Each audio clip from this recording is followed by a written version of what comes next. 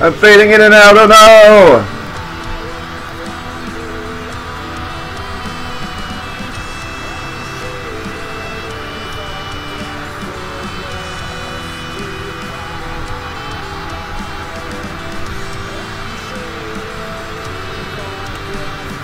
What's going on, everybody?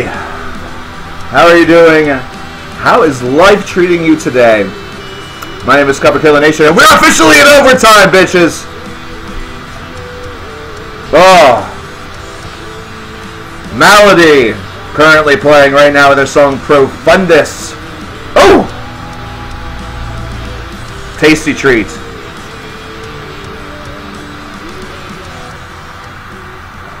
But we have to silence that, considering we need to get into our queue. We are in overtime. What's up from San Diego? What's up from the great state of Pennsylvania? And by great, I mean, you know, it's a state. People live here. People live here, and we're not quite sure why. But we are here.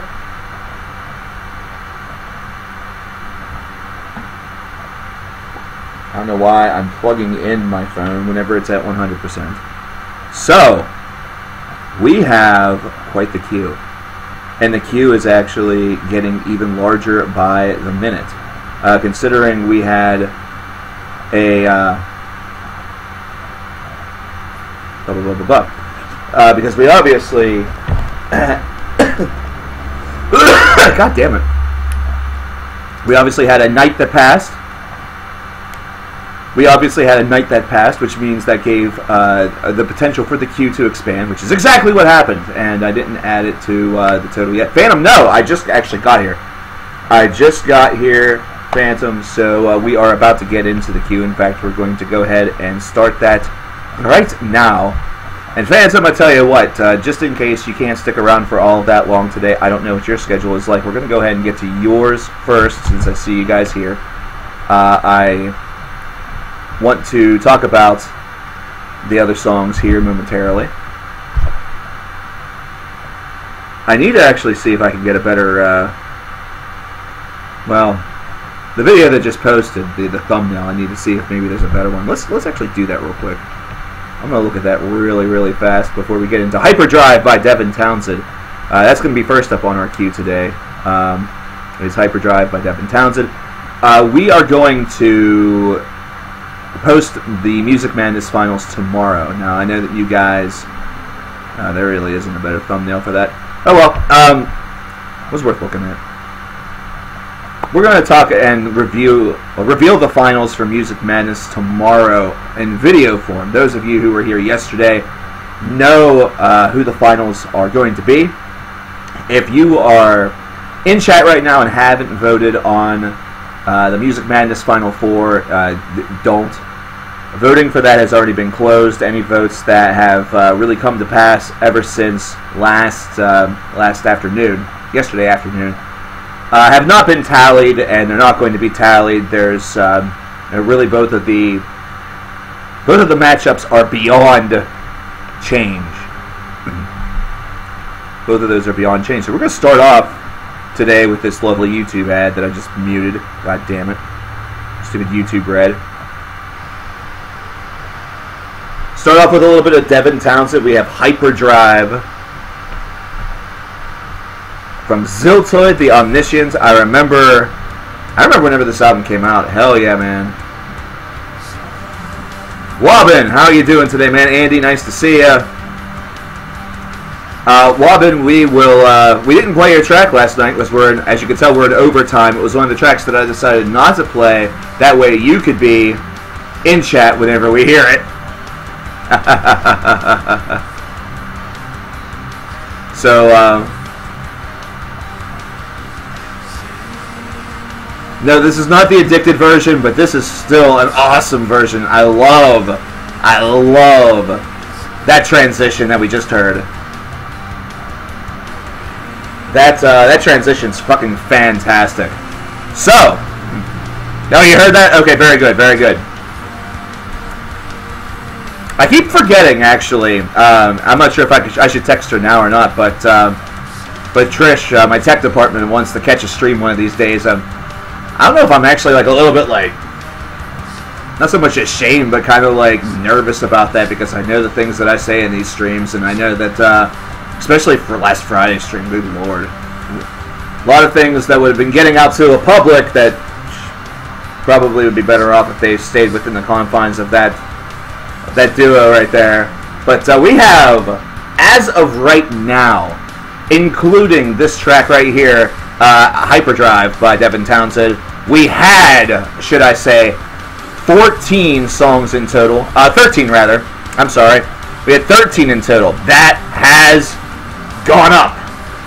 And we're about to chronicle that here momentarily.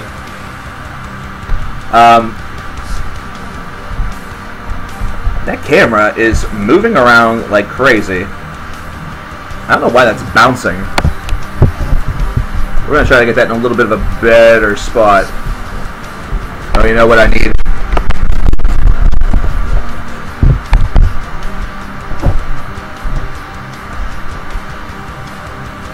Hopefully that... Oh! Doesn't want to stay. We're going to try that. We're going to see if that does us a little bit better. This is just a... It's like a weird little camera that I got actually from Trish. It works wonderfully, so we're very... I'm very thankful to have it. But the way in which it's set up is a little weird. It just drifted a little bit on its own. Hopefully it stays exactly where it is. But we have two... Oh yeah, basically anytime I touch my computer, it just moves. That's bad. Oh well. Well, I will try to refrain from touching that as much as I can. But first of all, the first thing that we need to talk about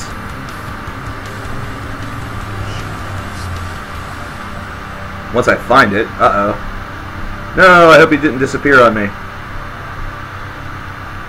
You couldn't have disappeared on me because I know exactly when you happened.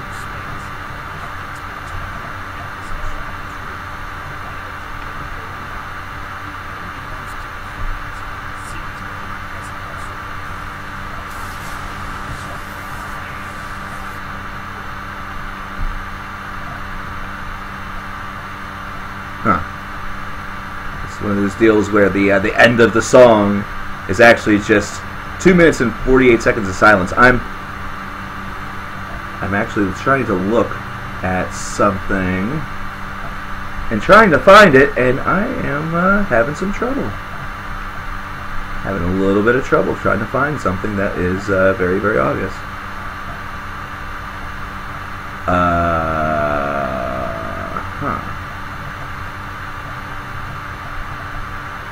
Maybe that is somewhere else.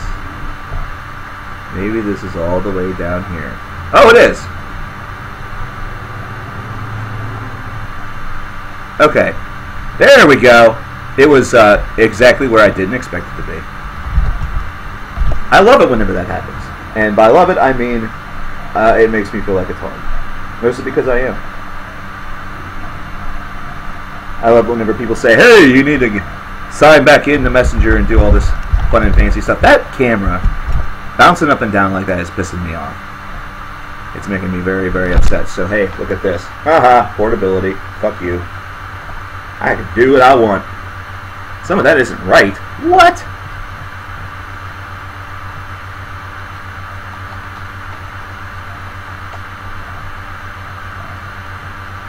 Huh. That's interesting.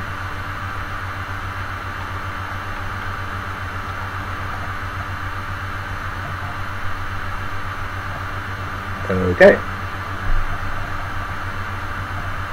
Definitely wish I was a little bit better prepared, but oh well. Woke up a little bit late this afternoon. Things are, you know, happening. So first of all, the first thing that we need to speak about, as I'm looking for things that are now on my lap as opposed to in front of me, we have $12 more from Justin. that sent us some more Rob Lowe to enjoy. So we are going to be listening to a ton of Solitude Aeturnus today. We have 9 tracks from the Solitude Aeturnus second playlist that was sent to us from Justin about a month ago. But then we also have, to add on to that, Concept of God's track Hearing Voices and Last Chapters in the Wake of Delusion, both projects that Rob Lowe is a part of. So thanks to Justin for that one right there.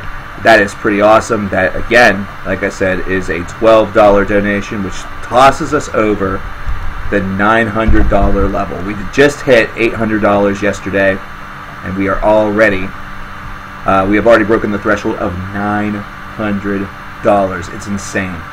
It's insane. It makes me a little bit curious and also somewhat worried about what might follow, considering, holy crap, maybe there might have to be overtime to the overtime. Dom, Doomy Dom, wants us to play Ghost of the Navigator. I'm assuming that you mean the Iron Maiden song. Apparently somebody has bumped into a car out there. One of the worst features of living right next to a used car lot is that this happens rather frequently. And sometimes it's just as simple as whenever somebody is looking at the vehicle. So, to give you the acoustic version of Sleep Apnea by Chevelle, requested by our one and only best friend Mango, charter member of CKN Club, with the $2 drop. So that's a grand total of 6 more, putting us at 911. To give you a little bit of a notation as to where I live, you might have seen it. Oh God, that'd have been years ago during the last 24 hours of CKN, whenever we did the whole "fuck you" helicopter thing. There's a big lot that was right behind where I lived. That has always been a car lot. It's just that at that particular time, it was not being really operated very well. The previous owners kind of had taken a real lack of interest in it, I guess, or something, but they didn't do very much with it. So as a result, it was very vacant. It was very barren. So what happened is that those folks are no longer there. It is now somebody else who is the owner of that property and of that business. And as a result, it is now a lot more well-loved and well-visited. We have Anathema with The Lost Child up next, also requested by Phantom. Thanks very much to Phantom for these 2 excellent, excellent suggestions. And we're going to see where we are going to head from here. It's going to depend on who is around. Who is around, ladies and gentlemen? I see Mr. Wobbin. He just stopped jerking off under the table. Yeah, I know. It's a goddamn horrible, thing that you just sometimes can't help but do. Especially whenever you're in a room full of beautiful people.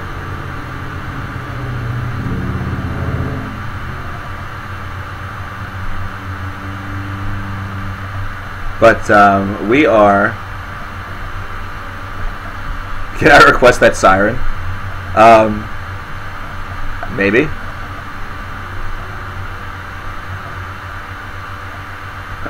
But the Riff Notebook, I'd like to know, is the Riff Notebook here? Because if Riff Notebook, if you happen to be here, then you are going to be up next whenever it comes to playing songs from our queue. If not, then we are going to move over to The Angel and the Gambler. Now, Wobbin did, whenever he requested this, whenever Wobbin requested this yesterday, he said that he only wanted to hear the good part of the song, which is the part before Blaze Bayley decides that he really, really wants us to know that he thinks that he could save our life.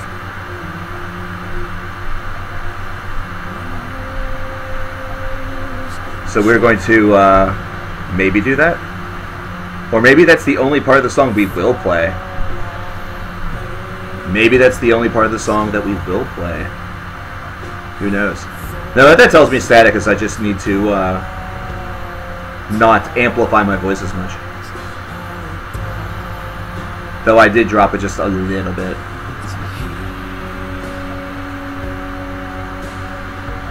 Turn up the mic as loud as possible. Yes, yes, this stream has been affected by the loudness wars. LP515PVS, what's going on? How you doing? Yeah, I tend to get a little bit animated because for so long, if you remember Static, for so long, I had to, with that old, with the old laptop mic, I had to basically amplify my voice as loud as possible, or nobody could hear me. LP, I'm not doing too bad. I woke up a little late, had a couple things I needed to do, and so that set me a little bit behind, hence why we're starting at 4:30. But it's all working out pretty well. We are here for overtime for the one-of-a-kind Pets Streamathon, stream event. Last opportunity for folks to get their donations in. That's very true, Static. Yeah, I remember from being in a couple of your streams. You've come a long way. I have not. That's all right though. Thoughts on bands changing sound? It's really something that depends very much on where they go with things. They're going to face a little bit of criticism one way or the other. I don't think it's a bad thing, because if you remain very static throughout the entirety of your career, then there's a great opportunity for your sound to become very bland or boring. There's only a couple of bands that really can say that they have acquired a classic sound that sounds great and shouldn't be changed. But even those bands have tweaked things up a bit.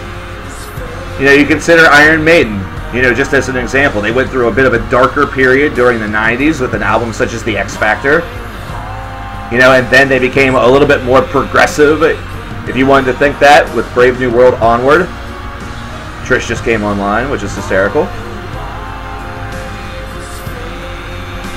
Did Slayer win Music Madness, Palavos? No. They got eliminated by Metallica in the Evil 8. So right now, the finals, which I'll be announcing the finals tomorrow to the world, but I announced it to the stream yesterday. The finals are Creator versus Metallica. Y'all That Remains. Is that a country version of All That Remains? Has Phil Labonte finally embraced his inner redneck?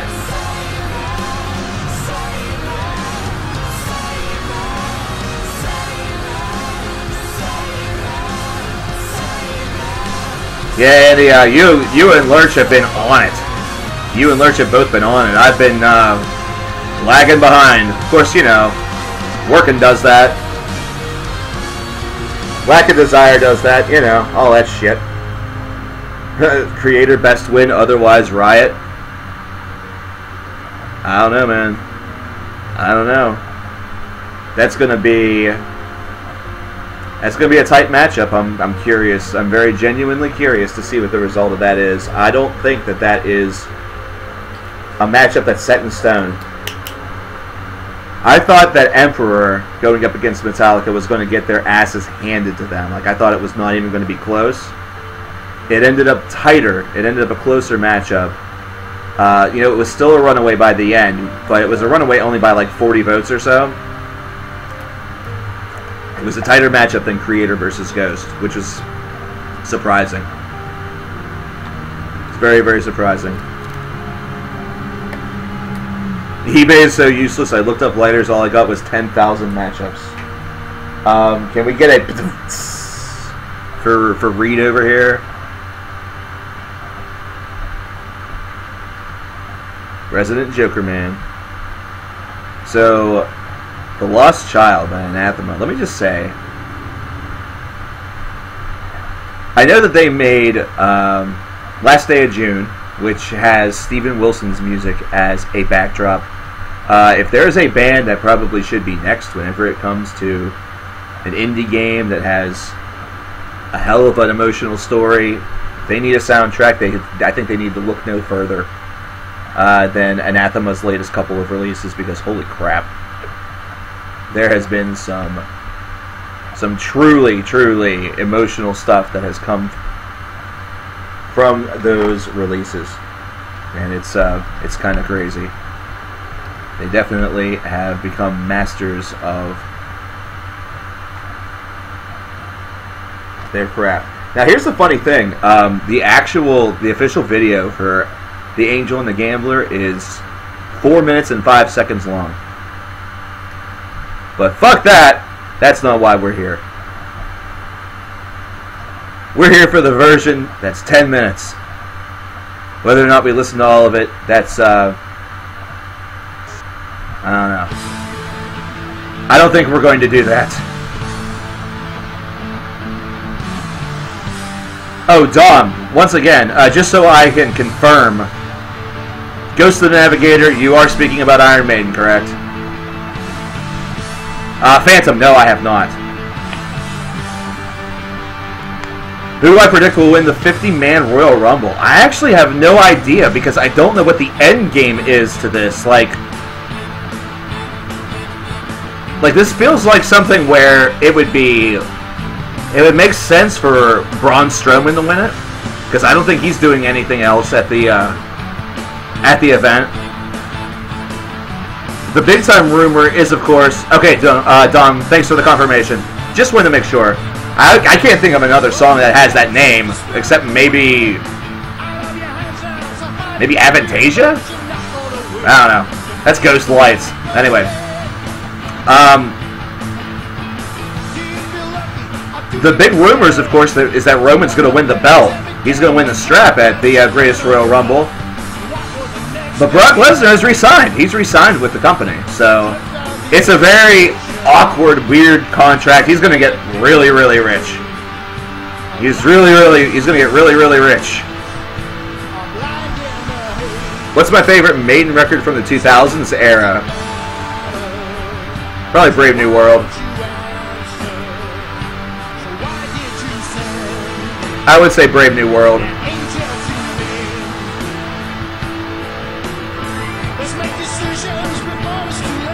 But, just a terrific. Oh! Whenever I turn my headphones down... does that affect the stream upload? That'd be weird.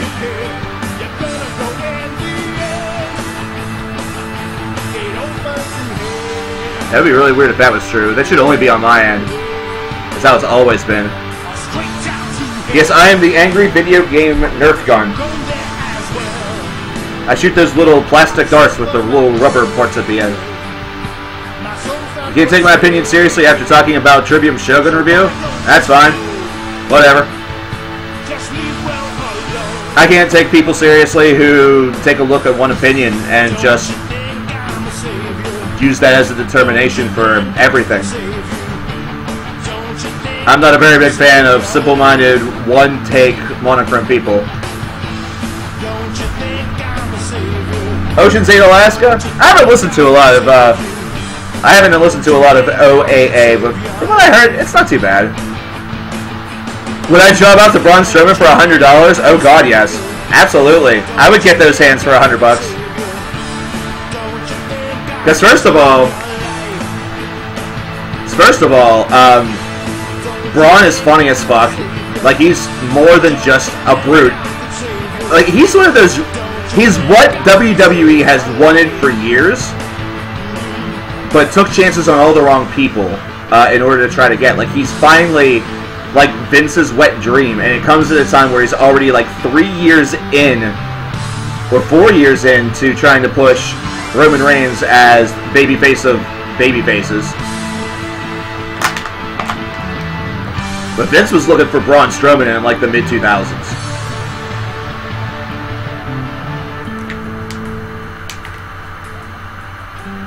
So, don't you think I can save you?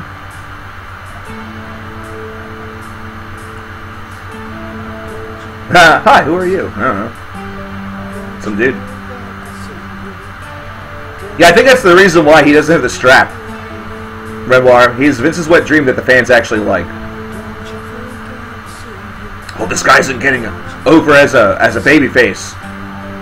We're gonna pump more into him for 2 to 3 more years because, damn it, I'm gonna show these people that I'm always right. And then Braun gets over organically, and he's like, oh well, that'll never last. I'd rather it's okay.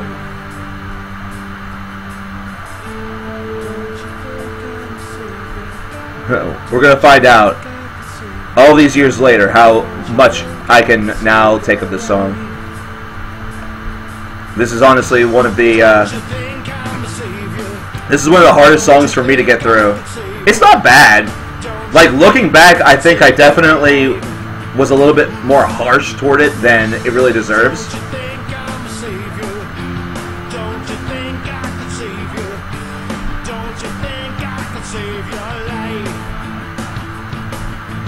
Yeah, here's the thing. This is a charity stream, so this money ain't going to me.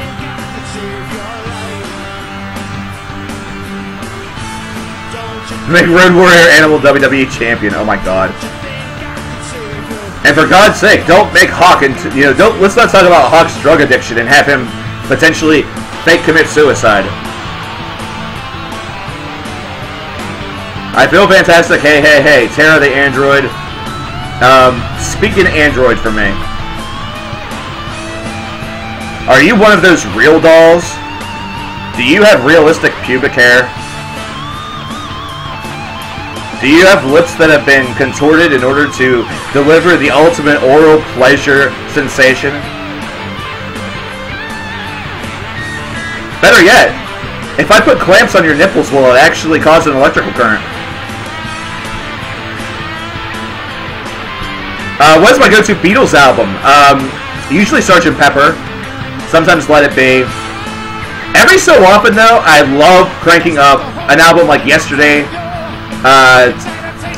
Today, and Tomorrow. Which I think I just put in the wrong order. But it was a British-only album. And it just was amazing. It was really, really good.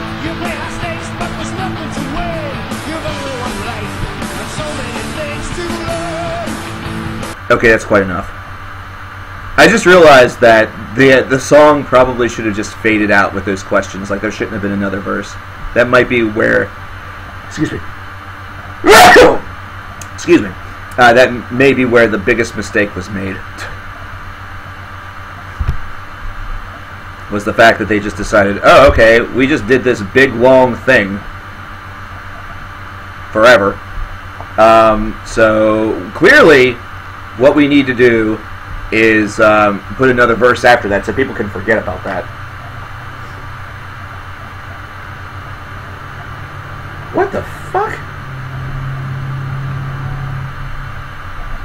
Okay, do you realize that if you just search by accident, apparently, just a period, you actually get a lot of results? Wow.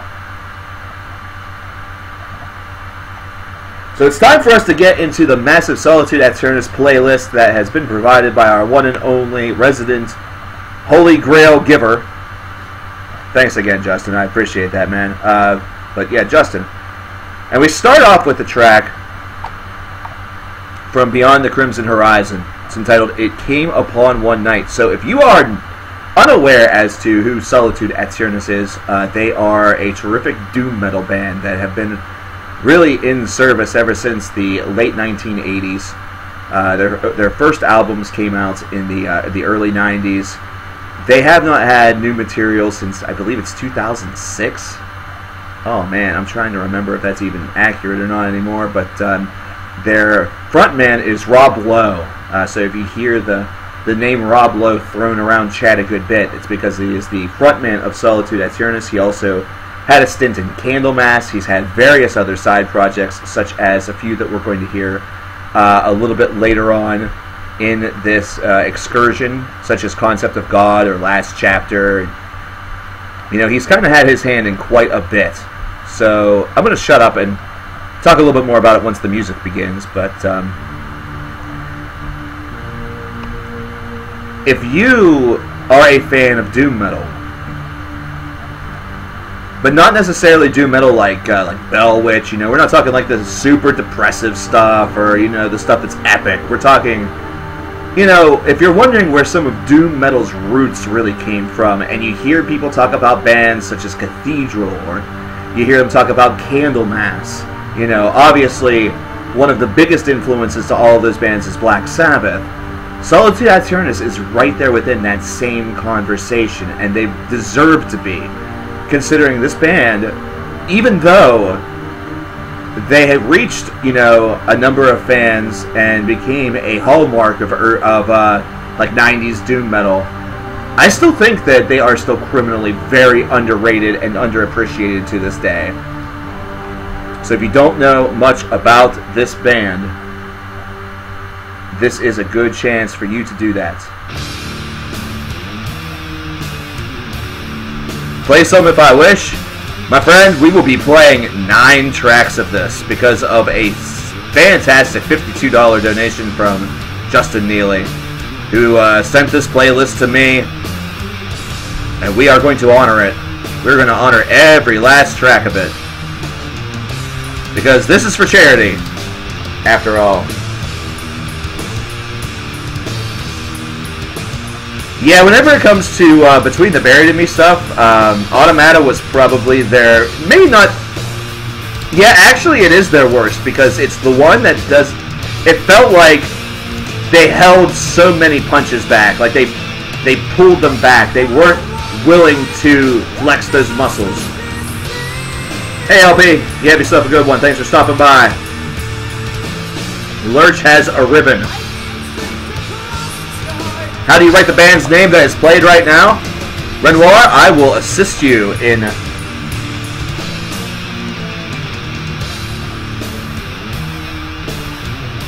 Solitude Aeturnus. The red carpet has been sprawled out for our fair Canadian friend, the celebrity that perhaps is only surpassed by, Gord from the Tragically Hip. Lurch Murphy is here.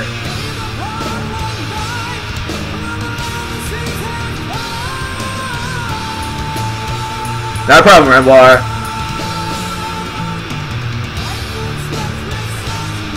Yeah, these guys are a fantastic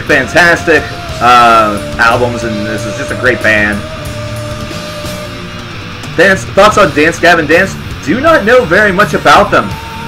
Sold their records whenever I worked at the music store, but never did really get to experience them all that much or listen to them. So, I don't know much about them.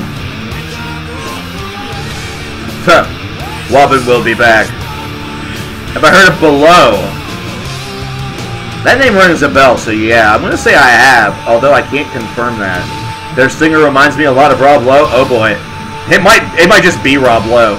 Like I said, he's had a ton of side projects. I ate my snacks, but I'm still hungry. I ate a pizza. Like one of those like DiGiorno single-serve pizzas before I came on live. And, oh! I actually have snacks.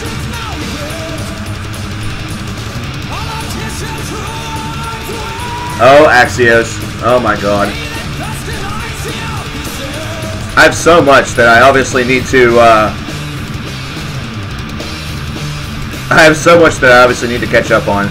No, I think he means that, I think Annie meant that he listened to it 3 times. Because I didn't. No. I haven't gotten a chance to listen to it once yet.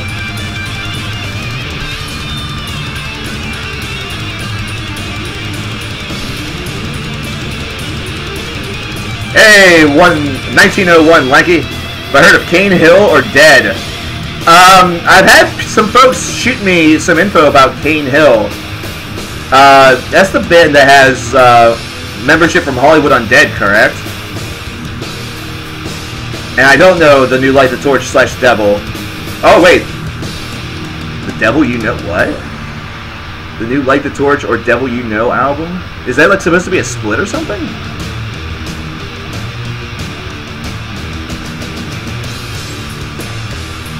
Upon a pale horse. Yeah, that does ring a bell. Thanks, Twistle. Yeah, that does ring a bell. Holy crap.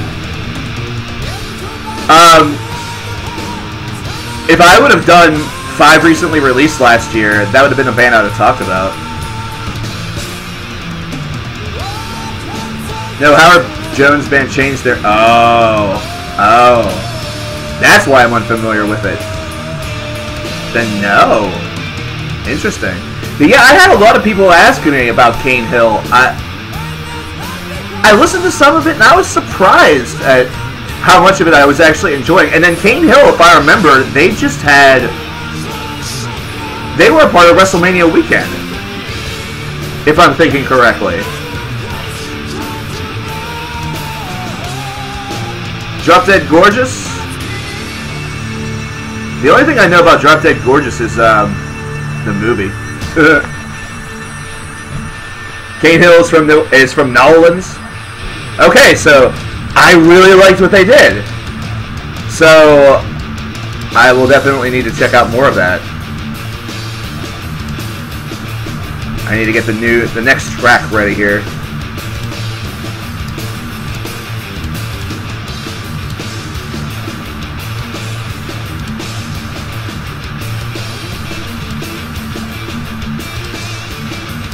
They've had some really... You can tell that NXT is Triple H's baby, can't you? Like, isn't that just so obvious considering, you know, Raw and SmackDown has this, like, really upbeat, you know, very, like, synth and pop sort of oriented music.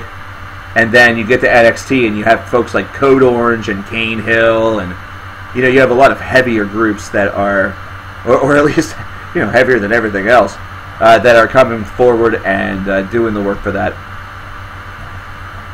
So this track here, this is from Through the Darkest Hour. This is the Solitude Aeturnus' 1994 album, rather. The song is called Haunting the Obscure.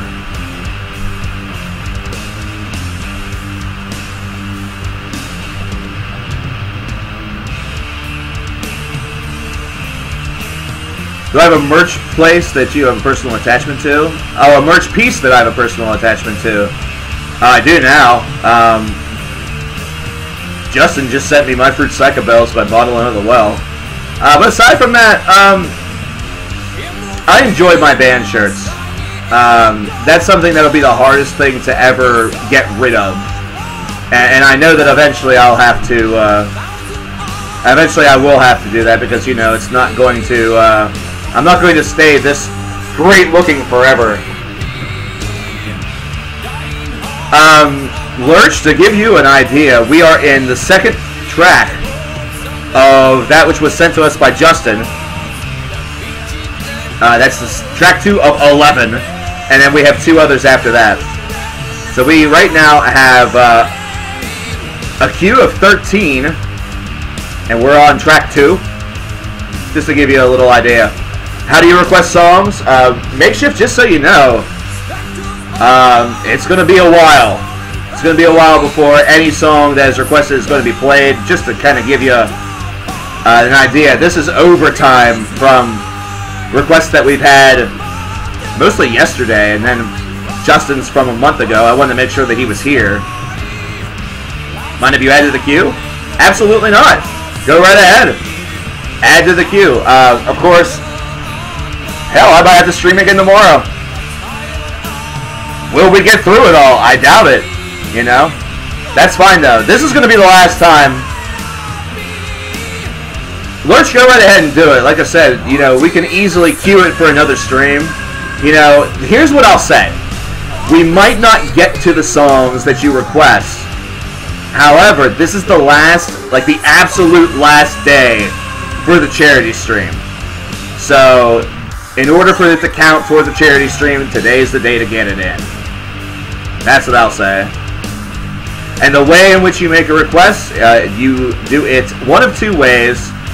The first of which is that you go down to Super Chat and you request it down there, or you go to the PayPal page that you see and request it. Tracks that are 5 minutes or less, Usually what you want to do is $2 or more. Some people prefer 2, others prefer 3 or 4. It's really up to you. If the track is longer than 5 minutes, but shorter than 10 minutes, it's $5. And then anything over 10 minutes is $1 per minute. And remember, this is for charity. Not a single one of these dollars is reaching my pocket, so you don't have to worry about that. If that's what you're hung up on. Favorite emo bands of the 2000s? No underground ones I caught crossing enemy. My Name Is Not Spirits. I didn't listen to a lot of that genre. There are a couple that I saw live, if it's even considered that. Groups such as Alisana and Escape the Fate, for example. I've seen live and thought that they were okay. Like, there were songs here and there that were not bad, that, that I would maybe go back and listen to nostalgically, and I might enjoy it. I don't know. I haven't really gone about that. Alexis on Fire wasn't too terrible. I was never a big Fall Out Boy, My Chemical Romance, top tier name. I never really liked those. Alright, Gamma! No, we are never going to be done with Venom until that movie's out. I saw somebody say, there's a meme going around that's basically saying, don't spoil Infinity Wars. Hey, spoiler alert, there's a war. What are my thoughts on Demon Hunter? I think Demon Hunter has some good material. They at least take a really good approach to their music, where they don't want to be pigeonholed. So they try to make it creative, at the very least. So I would say that Demon Hunter is a good band of that variety to get into, or at least try.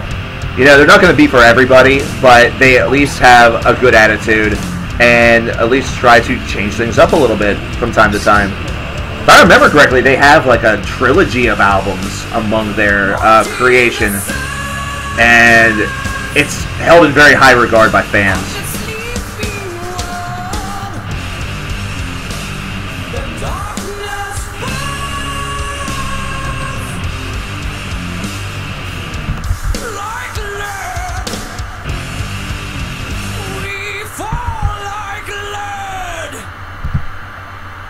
Up next from our Solitude Aeturnus-a-thon, we go to Adagio, which is, consequently, I would say this is my favorite album by Solitude Aeturnus. It's one of the first ones that I listened to, so maybe that helps. It has a little bit of nostalgia to me, but it's also one where I feel like the doom, like that raw doom philosophy that you heard from their first couple of discs, also entered into the realm of some very crunchy riffs that had some really solid overall songwriting. I think that they just really reached a nice little peak with Adagio. See if you are one and the same. I mean, you just listen to that intro and there's immediately a little bit more backbone to it, a little bit more ass. Oh boy, here we go. We have a pair of donations to talk about. First of all, let's talk about Andy's, who wants to hear Ostra's Deathless, and donates $5. Thanks, Andy. We'll put that, actually, I probably should just copy and paste all of that into my queue. This queue right now I have is like on Notepad, and I'm just moving as it goes.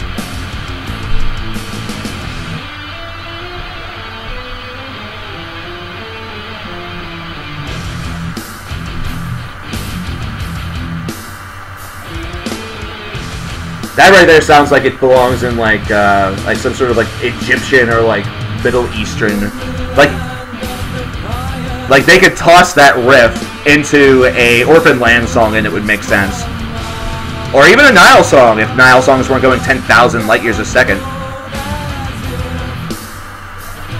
And then Lurch Murphy, as to be expected, Axios.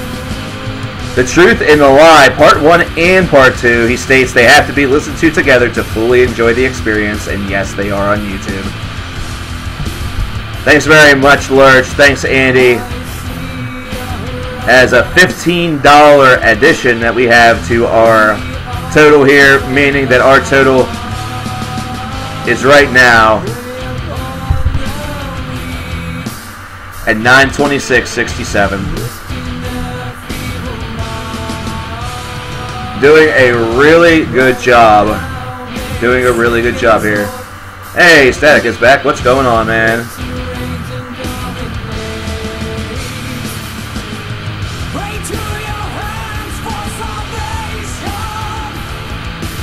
But notice how this just has a little bit more to it. Maybe that's partially the production. Maybe it's just a really strong sense of songwriting. Whatever it is, something about Adagio just strikes as a lot more advanced than what they were doing on some of their previous albums.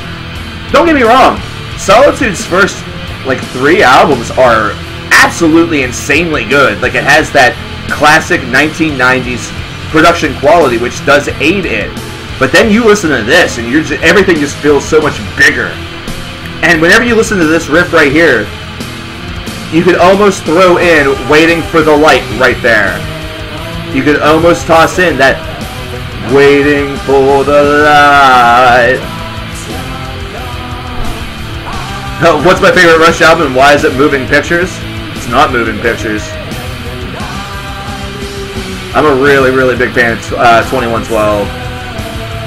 I'm a really big fan of 2112. I have to listen to that at least once a year. Into the Depths of Sorrow is your favorite? Good choice. Really, with Solitude, there's no wrong answer. There is no wrong answer. I just really wish that... this is a band that I really wish stayed together and released music as frantically as they did during their opening days. Though I am happy that Rob Lowe has had so many opportunities to front other bands and really enhance the Doom community. But even still, it's just such a sick, awesome band. Like, it's such a freaking... they're a band that right now should have 12 or 14 albums. I think they have 7, I want to say. Maybe 8 at the maximum. Oh, man.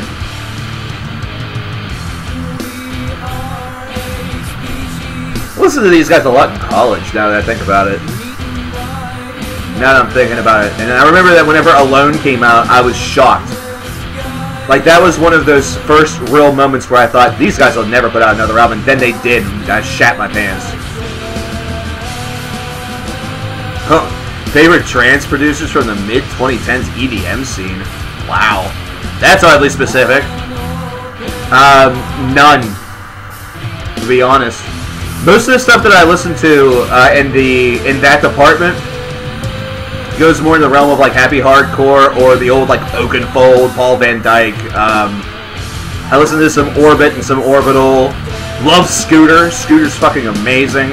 And then I'll even go back to some old electro-industrial and listen to KMFDM.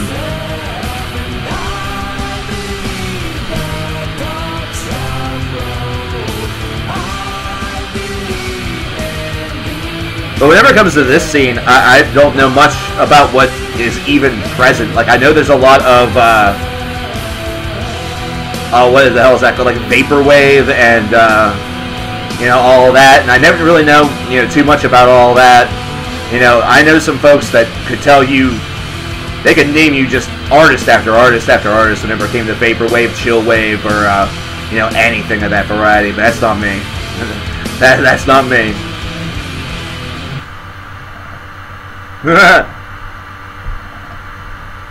Just love that track.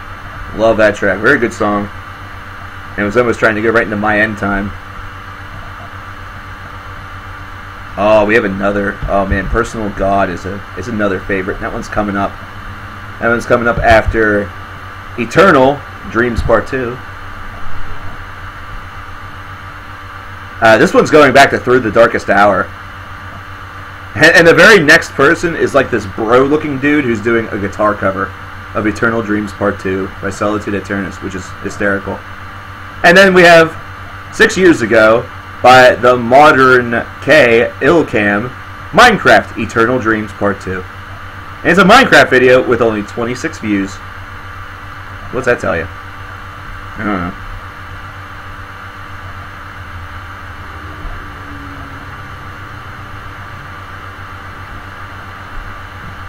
It kind of fades in a little bit.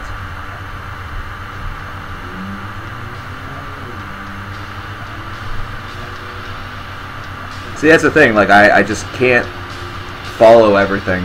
I wish I could know every single band and know exactly what they sound like and just, you know, whatever. And it's getting better. Nice. Well, Jorge, I hope everything gets a little bit better, man. Dude, that's never easy to contend with. That's never easy to contend with. You know, the sad part is that it's hard to contend whenever it's somebody else because we worry about them, but then whenever it's us, we don't want people to worry about us. Like, it's just, it's weird how human nature sometimes works, at least whenever you're a decent human being. If you go into the hospital for, like, something minor and expect everybody to, like, shit the bed over you and, like, run out and get you roses and, you know, 10 kilos of cocaine or whatever, I don't know. Like, if you expect them to buy you a new computer and, you know, it's 75-inch big screen TV just because you're into the hospital to get your tonsils taken out and you're a fucking asshole. So I hope things get better for everybody, Jorge.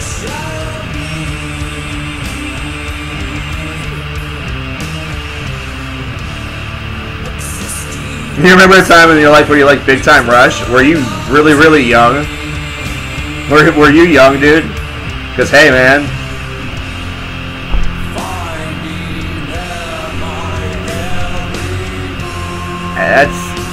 That's just life, man. Sometimes you like some things and you don't know why. Something at that time, obviously, really struck you. It was like 4th grade. Okay, come on. That is completely understandable. Listen, there are girls, and really some dudes too, no doubt, that are going through life trying to forget about the fact that they liked, you know, One Direction, the Jonas Brothers. They don't want to admit the fact that they enjoyed half of that shit. You know, there are going to be folks that whenever they're 25 years old that will nostalgically look back at having, like, Hannah Montana soundtracks and stuff like that in Camp Rock. Meanwhile, there are others that are trying to deny the fact that they had anything to do with that shit. Dude, my very first cassette tape, whenever I was like 6, 7 actually, I need to remember the time frame for whenever the song came out, was Some Gave All by Billy Ray Cyrus. And I am not even embarrassed to say that, man. Don't be embarrassed of your past whenever it comes to music, dude. We all take weird journeys to get where we are, man. You know, we all take really, really weird journeys.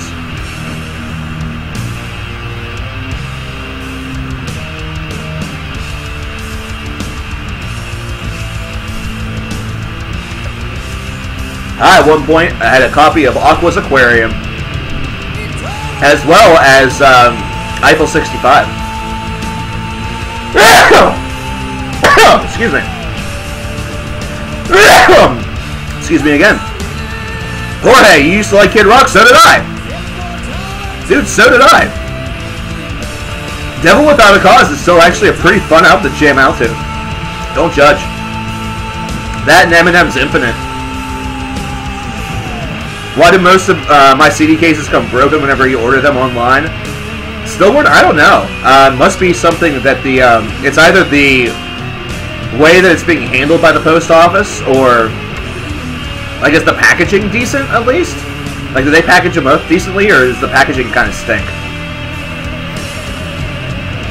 Coldplay, dude, I still listen to Coldplay. I don't care. I still listen to Coldplay. I like Coldplay. You don't like Coldplay? That's fine. That's your loss. Especially whenever it comes to their old stuff, man. Their first couple albums are amazing. I don't even care. I'll fight y'all. See, Gamma knows what's up.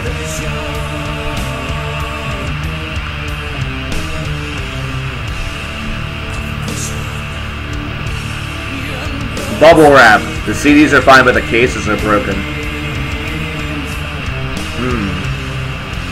I don't know, Stillborn.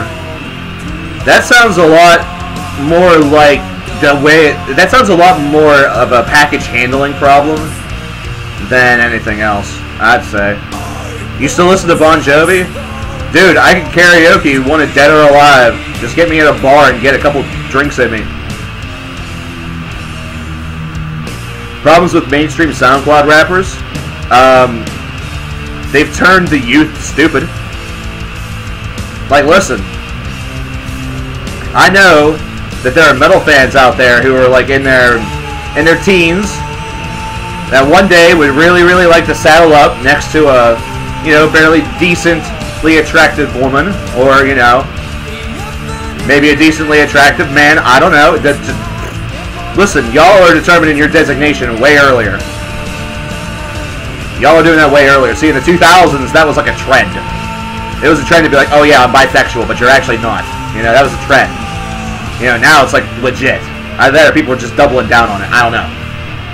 I know that some of y'all would really like take a look at that little cutie and have her not be like, oh my god, SoundCloud rappers, I'm gonna get tattoos of 69 all over my face and my body and everything like that. I can't believe, I love the fact that he's got that rainbow hair everywhere. Look at those teeth. Those aren't actually teeth. They don't actually have teeth. That gold and those grills, that's not actually teeth. Boy wants to turn himself into a Xanax robot, that's all I'm saying.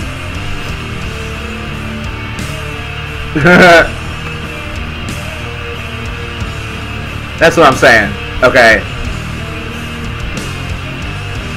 I know that some of y'all would love to get laid one day and not have to, you know, not have to go for 4s and 5s, or not have to wait until you marry a Catholic girl. Only thing she listens to is, you know,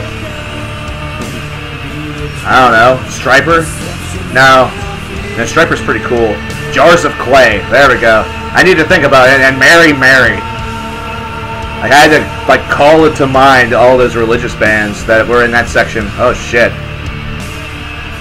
I know some of y'all would love to, get yourself a bad bitch, or really just would like to have a conversation with some of these people and not feel like you want to stab them in the throat with whatever thing that you have, you know, close by.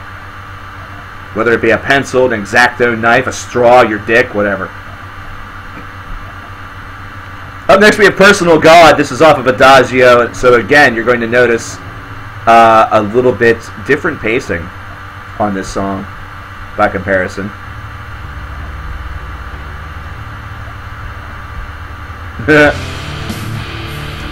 And here's the thing, Mango. Like, I'm saying that this is all, you know, dudes that want to have, you know, relationships with girls, but it goes the other direction as well. Like, I can imagine that if you're a girl that is in the metal, you know, this is one where the gender doesn't really matter. You know, if you are somebody who just wants to speak to somebody that you find attractive, and SoundCloud rappers are the only thing that they know about, the only thing they talk about, you have nothing in common with them at all. Like, you look at this and you wonder what happened to hip-hop. Like, you think in just a couple years ago, everyone was talking about Kendrick Lamar, and now everyone wants to talk about Lil Uzi Vert, or, you know, Lil Xanax, or whatever the fuck their names are. I don't even know. I don't even care. Like, that's the thing. I don't even care. Like, I wouldn't listen to this shit for the views. Maybe I would mention their names, you know, if we made it to that $1,500 level. But I don't even know if I want to give them that much attention. I don't even know if I would want to do that. Like, that seems like putting them over. I probably wouldn't have a choice because of what the video is, you know, what the video's about. But it doesn't necessarily, I would enjoy putting them over. Hey Zach, I'm going to tell you something, man. Can I be the, I'm going to be the honest purveyor here. My name is not Spirits. No, I haven't heard either of them. But just find someone that you want to be around, you know. Because in the end of the day, music's just music, man. It helps. Trust me, it helps to have somebody that you have a lot of mutual interest with, but it's not the be-all, end-all. It really isn't. Uh-oh, the bearer of bad news. Yeah, that's me sometimes. Whenever it comes down to it, I haven't had like a solely heavy metal girlfriend. I don't think ever. Man. You know what I'm saying? That's not something that you find commonly. Either that, or if you're looking for somebody with that's their sole, like, an only thing that they love, oh, you're not going to have a good time. You're not going to have a good time, especially considering I know that you listen to more than just heavy metal music as well. Uh-oh, here we go. Lurch with the personal example. I dig at. If you're into dudes. I don't know. I feel like if Nia Bliviskars came out in the late 2000s, or like the mid-2000s, one of my friends, who I have not gotten a chance to like hang out with for years because she's moved away, and we don't keep in contact, would probably be at that show, which would be pretty cool. See, there you go. Lurch and I are kind of on the same level, except like I think I can maybe up that number to 3. Man, I'd have to think about that way too hard that I'm willing, like way harder than I'm willing to.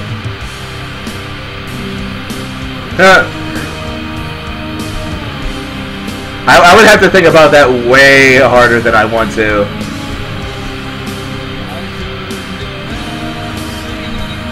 Thoughts on Lost Prophets music? They had one song that was listenable. And that's before Ian Watkins became a baby raper.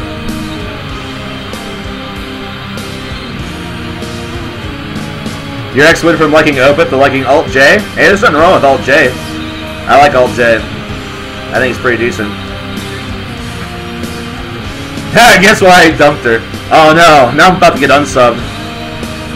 I'm about to get unsubbed because I just said I liked Alt-J. Fuck. Ah! Should have played it cooler. Should have sniffed out that situation.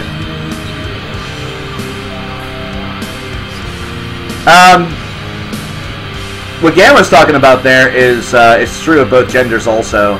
A lot of folks are kind of fakers whenever it comes to that. And see, Renoir also has a Renoir has a very good point there also, is that it doesn't have to be if that's the glue that you need, and I see this a lot. Like, I see this a lot. Like, I see a lot of that feeling when no metalhead girlfriend, blah, blah, blah, all that shit. And then, you know, I'm surprised there isn't, like, a metalhead's date website, but it's probably because none of us would actually go on it. We would just laugh about it and find it to be lame. That, and, I don't like to say that women in metal are a minority, but they definitely are. It would be like being stranded on a deserted island. You're the last people on Earth. There's like 700,000 men and like 100,000 women. I mean, you're still going to be able to repopulate the Earth. You know, you're still going to do just fine, but those women are going to be working overtime, and they're going to have to beat off a lot of dicks with sticks, if you know what I mean. If you're kind of catching my euphemism there. Up next, we have White Ship. We have White Ship, which is, once again, Solitude Aeturnus. This is off of their first album, Into the Depths of Sorrow. So listen to this album. Listen to the quality here. And if you get the opportunity, check out the cover for this. Because you'll notice a tree in this album cover that seems very, very interesting. And maybe as you examine the band a little bit more, seems a little bit familiar.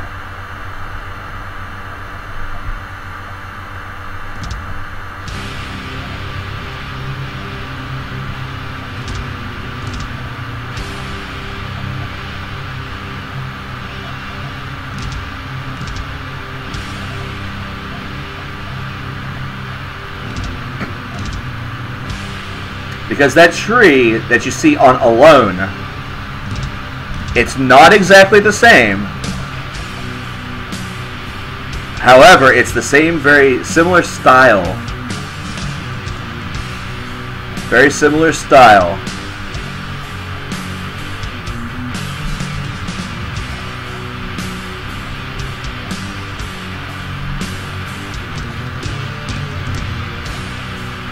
To give you a little bit of an idea of where this band kind of went, after Alone was released by Solitude Aeturnus, Rob Lowe released King of the Grey Islands, Lucifer Rising, and Death Magic Doom with Candlemass. They did a live album, Ashes to Ashes, and then Psalms for the Dead came out in 2012. And I believe at that point, that was...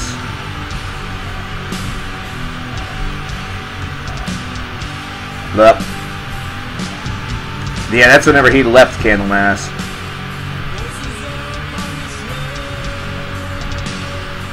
But yeah, 1996... was whenever they did Liquid Sound Company, Exploring the Psychedelic, which we listened to a track from that yesterday. But as of right now, looks like Rob is largely inactive.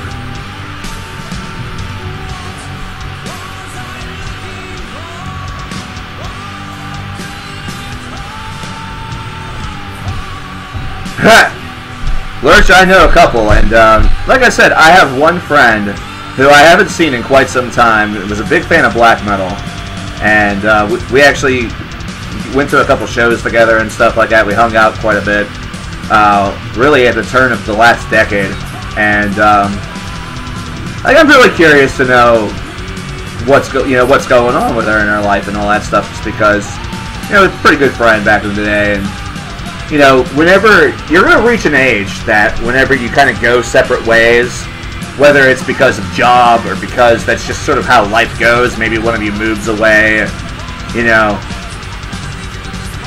are going to be some folks that will disappear, or will feel like they disappear from the planet because they're not on social media and stuff like that, or they get new numbers and, you lose contact. You're going to get those moments where you think about those folks and say, hey, I wonder what they're up to.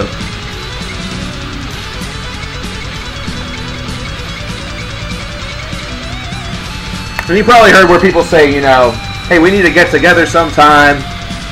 Whenever you're in your 30s, man, that takes on such a different meaning than whenever you're in your 20s. And I think that kind of gets lost in translation a little bit. I think whenever you're in your 20s, a lot of folks look at the phrase, we need to get together sometime, to mean, let me be moderately nice to you for a couple of hours, kiss your ass, and then aim to have sex with you. Whereas in your 30s, there still has a little bit of that, backing to it, but not always. Most cases it's just, hey, we need to hang out and catch up on life and give each other a break from the 9-to-5 banality of, being a blue collar or black collar or whatever t-shirt you're wearing, worker whose soul essentially feels numb. And we just need to remember the days where that wasn't true.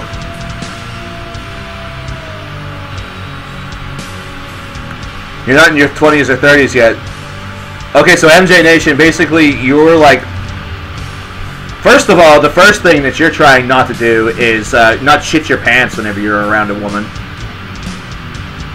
And if you don't do that, if you've already gotten past that, then the goal is probably have a good time, reach those milestones. Is this going to be a relationship or not? You're kind of feeling that out. But really, in the back of your mind, in your very primal mind, all you're thinking of is, what do I do if she grabbed my dick? What do I do if she grabbed my dick? Yeah, see, Mango's the type of folk where, like, literally you go down there and say, dude, we need to go to dinner, and the reaction is not, what does that mean? The reaction is, Fuck yes, food, feed me. I don't know if that's actually true, MJ Nation. That's really general. Like, that's super general. Like, that's a super general thing. That's different for everybody.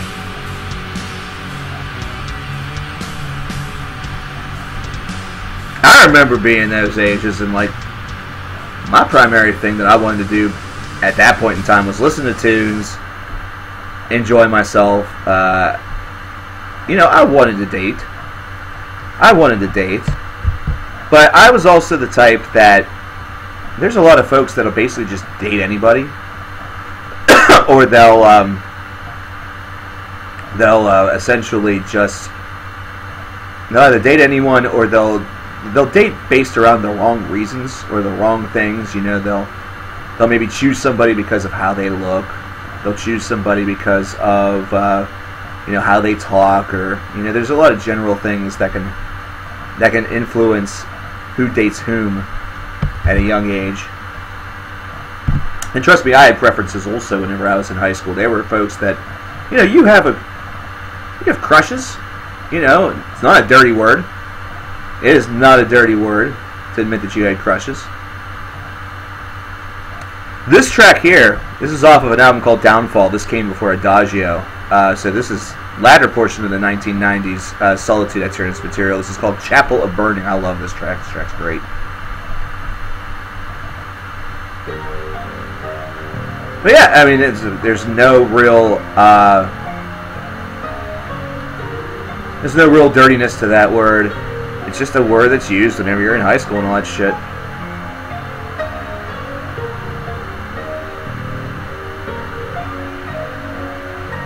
Somebody asked my sister to marry him because she bought Call of Duty World War II. I don't know if I need to tell your sister this, Dr. Weevil, but she can definitely do better than that.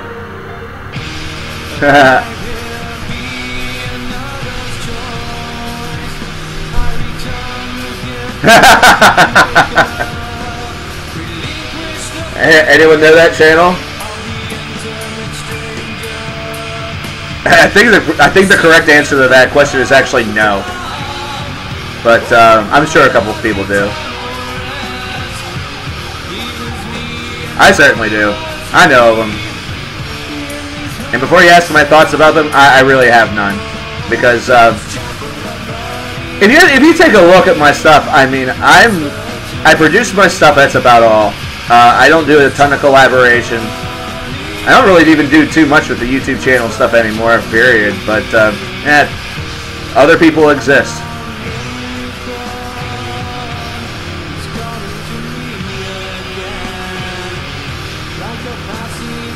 Yeah.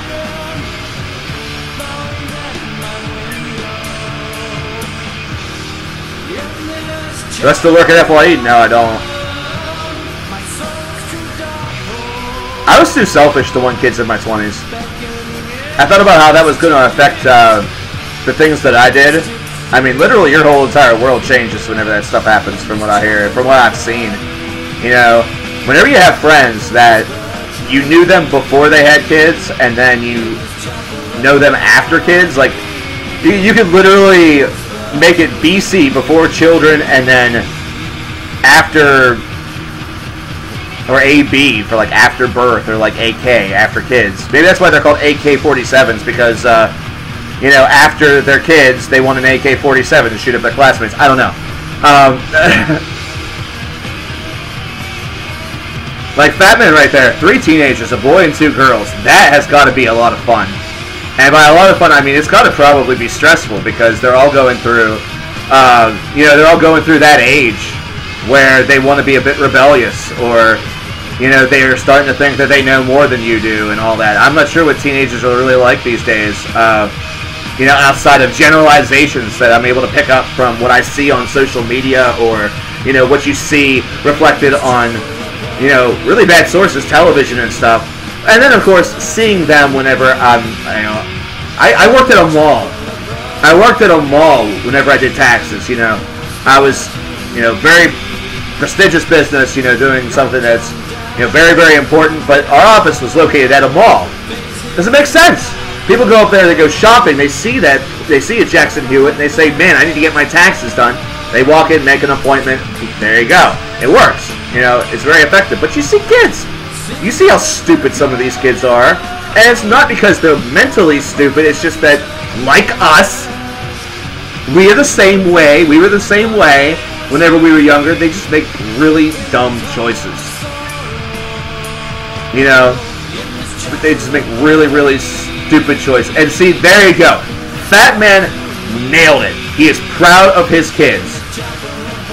That's something that you need regardless. You got to be proud of them. You got to be happy for them. You do need to encourage them. You know, you have to teach them to be self-reliant, but also remind them that they always have you as a refuge or as a place to come whenever they have nowhere else to turn. You know, there's so much that is about balance. There's so much learning that is based not just around the things that you teach, but also the attitudes that you help foster. So good on you. If any of you ever do the kids thing, take from that example. Take from that example.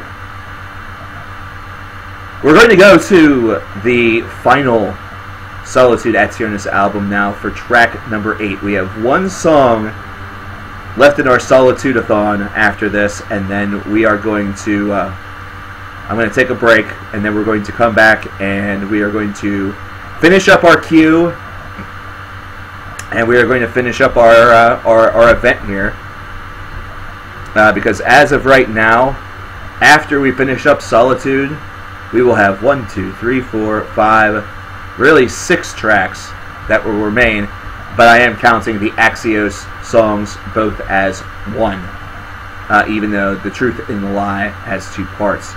It's part of the same donation. So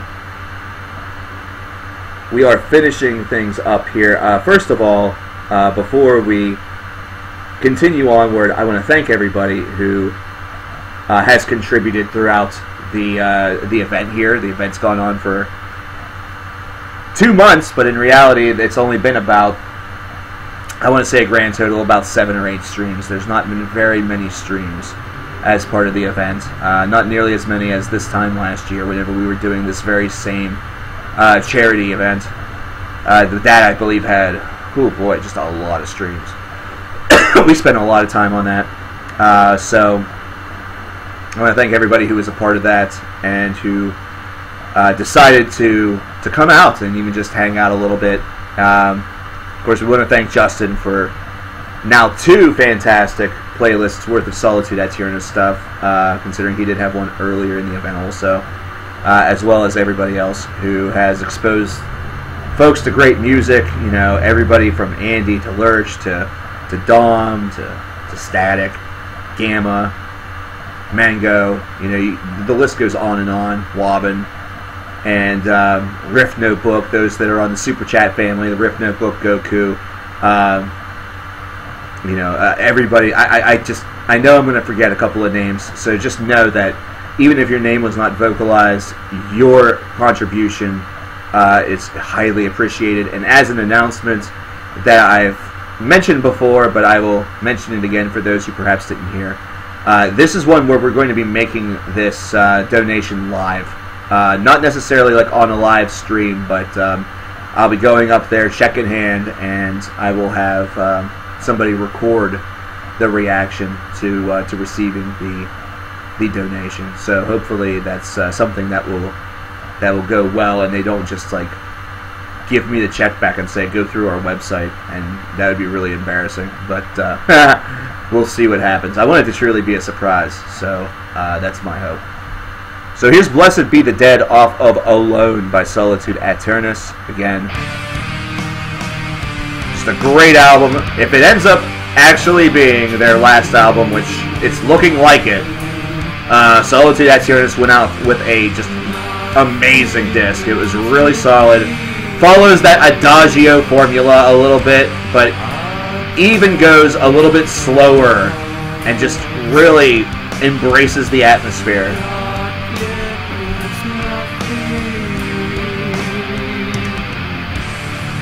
John, you are not late.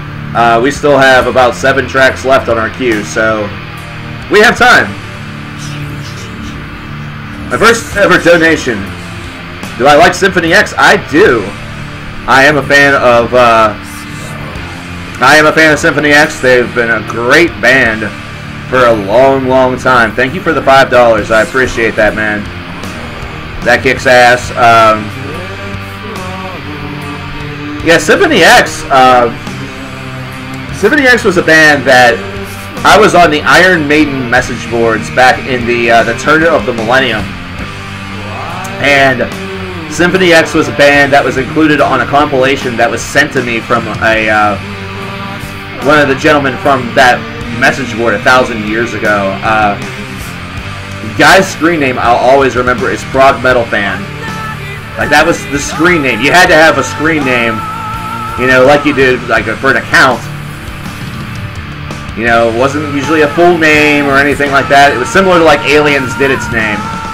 And his was Prog Metal Fan. This was back before Prog Stomps. Hell, this is back before Facebook and MySpace, man. This is a long time ago. 99, 2000. Dude sent me a 2-disc collection of burnt music that was all of the progressive persuasion. Symphony X was on there. At that point, they were promoting 5, the new Mythology Suite. So this is before the Odyssey. The Odyssey really exposed them to a bigger audience. That's why I mention it. Just a really great band. They've been a great band for a long, long time.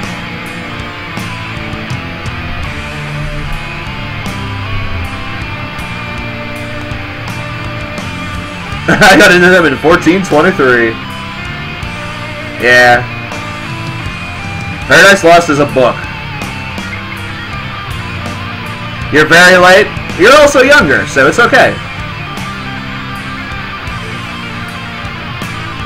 It's A-okay, that's fine.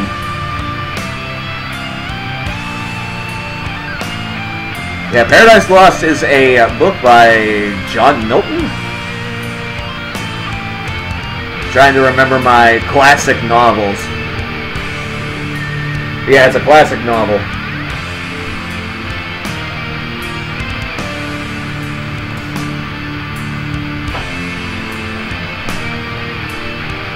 Yeah, you want to hear a joke read? I got into him. You are at 0000.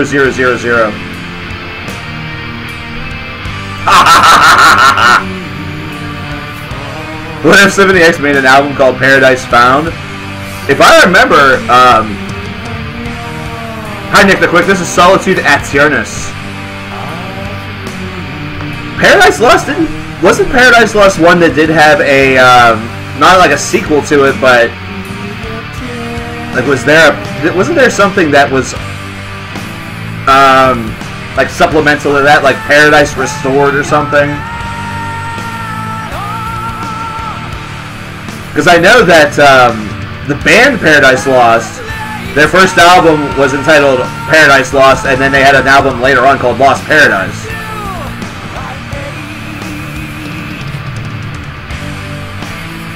Yeah, I have heard the new Sleep album.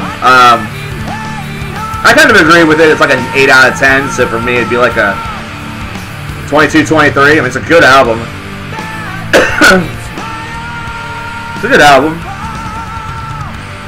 I'll tell you what was really kind of a disappointment, and by disappointment I mean it was just like run-of-the-mill. It was standard. The new A Perfect Circle album, Eat the Elephant, was just average. Like, there was nothing all that special about that.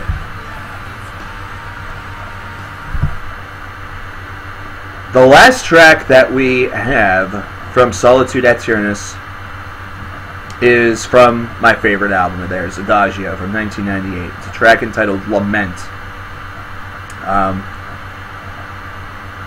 What was interesting about this track is the fact that before we had a queue for overtime today, it was looking like Lament was going to be the final track that was going to be played for this charity event, which, of course, for charity, that seems like a really, really odd choice. You know, it sounds like, oh man, you know, we're sad that it's over, but also it's you know, for a little bit more than that. You know, streams and videos and everything have become a little bit less frequent, and that's mostly because, you know, there's a lot of aspects about the future that are very much up in the air, very much in question. Not too sure what the future holds whenever it comes to the YouTube channel and all of that. So a lot of things are being played by ear. The newest video, which is unboxing a Holy Grail album, which was released just as this stream got started, does not necessarily go into any greater detail with that, but it's certainly been a year where a lot of decisions have had to have been either made or at least thought about. So this is just a really good track, though. I'm a huge fan, like I said, of Adagio, and so Lament is kind of the perfect end to this playlist, considering as we take this tour of their career, we do kind of, or at least I do, I lament the fact that we don't have 14 albums worth of material from them. You know, that we are not still talking about Solitude Aeturnus albums coming out on the regular. Because whenever you think about it, in the past 20 years, since the release of Adagio, there has only been one album that has been released by Solitude Aeturnus, which was Alone, which was released in 2006. So we've been without a new album by the band for 12 years. And that kind of really sucks because, like I said, they're a great band. So I'm going to shut up. Let's listen to Lament, and then I'm going to head to break. So let's get going.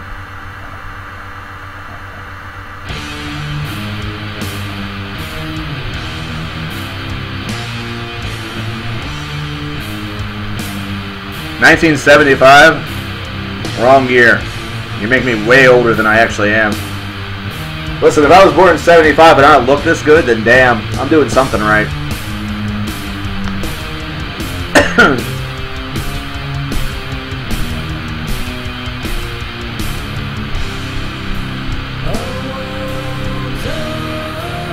Alright, Static, you have yourself a good one, man. You thought 2017 was the most disappointing year for music in a while? I would disagree with that.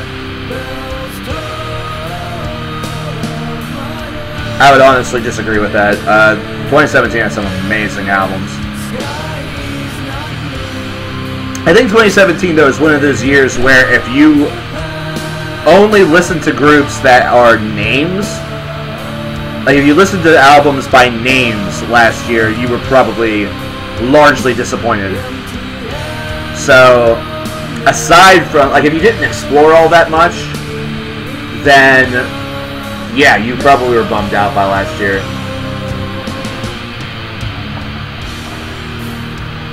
Maybe a little bit, at the very least.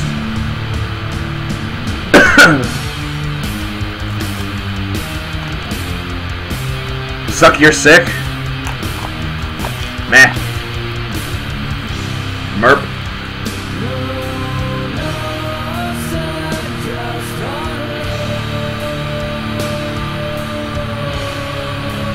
Well, see, that's the thing. I mean, if your reason for thinking that 2017 was poor just because there were some high-profile releases that didn't deliver, I mean, I can understand that philosophy, but they were really overshadowed, I would say, by a lot of the underground stuff shining forward.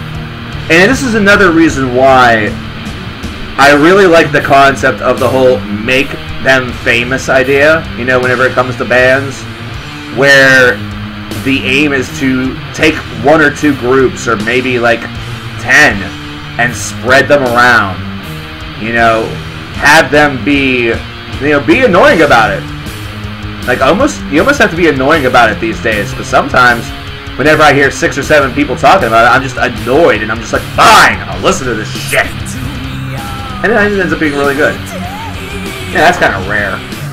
You know, usually whenever it's something like that, people are telling me to listen to some garbage.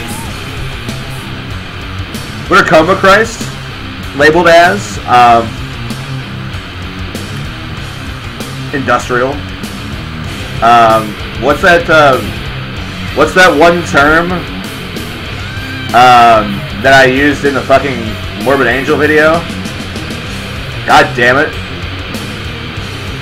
Oh shit.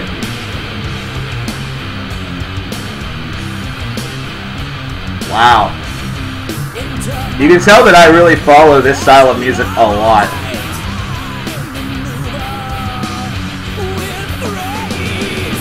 Agrotech? No, That wasn't the term.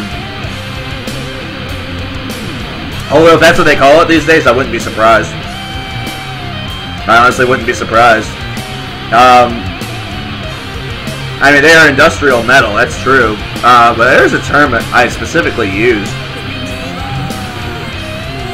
And I'm like, here's the funny thing, I'm like playing the video back in my head. Like I'm playing my own words back in my head. And it's still not coming to me. Like that's the one gap in the video.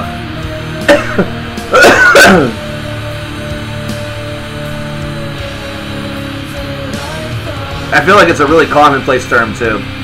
Like something that's not all that. Fuck. Oh well. It says Agrotech on their wiki.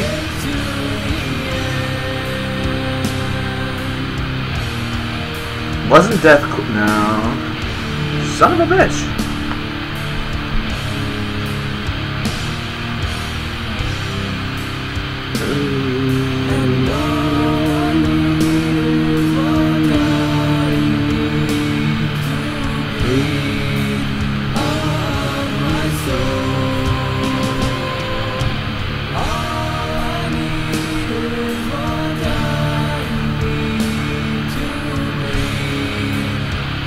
Whenever you look at a picture of Rob Lowe, by the way, he kind of looks like he's this, he should be like a wizard, like a villainous wizard. He looks like he should be like a villainous wizard. Or maybe one of those characters that's misunderstood and they think he's a villain, but he's not.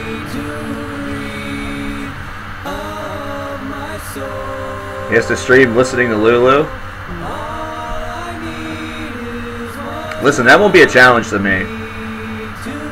That'll be a challenge to everybody else. That'll be a challenge to the viewer count. That's what that'll be. And that'll be a challenge to the viewer count of this stream.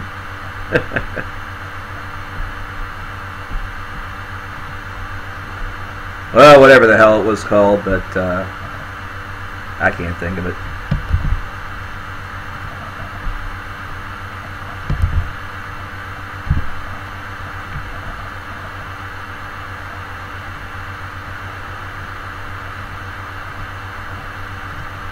Okay, so I'm going to give you guys a little bit of a treat while we are at break. This is totally faux free. For nothing. Concept of God is the next band. This is another Rob Lowe project. And they did a song, Hearing Voices. The only way that actually, though, this is available on the YouTubes is... Actually, I'm wrong about that. Never mind. Just kidding. Okay. I am dumb as shit, and I like it. So what we're going to do is we're going to go ahead and head to break. And then we are going to get back into our queue. It looked like that was just going to be available as a package alongside of another track. But not quite.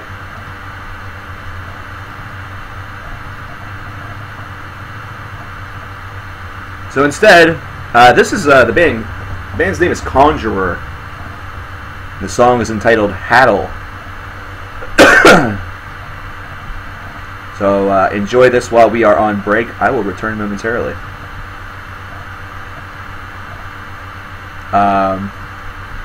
Or it will decide that it wants to just try to play the old song again, which I was going to say it's impossible.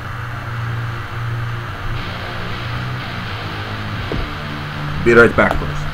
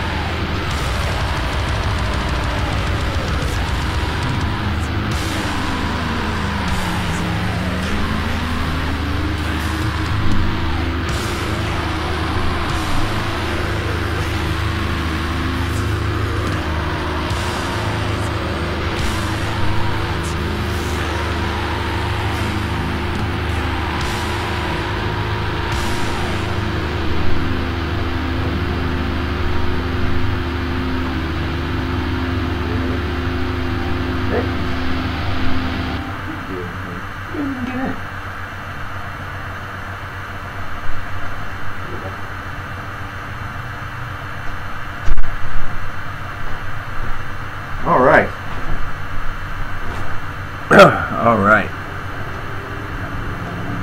We are back. So we are up to Concept of God with their track Hearing Voices. This is off of a little bit of overtime of its own. Some Rob Lowe overtime. Lovertime. This is a Rob Lowe fronted project. This is a progressive, or not progressive, rather, it's like power doom or doom power metal. Maybe prog power, I don't know.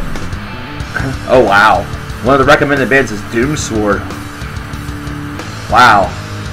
Haven't listened to Doomsword in a long time, man. Good band. See you later, Jorge. See you later, man. Ellie Goulding? There was a song of hers from a number of years ago that I liked, but I didn't really follow her. I had a co-worker whenever I worked at the music store who was a big Ellie fan. She really liked her stuff. I can't say prog power, that's racially insensitive. Oh boy. I'm in trouble.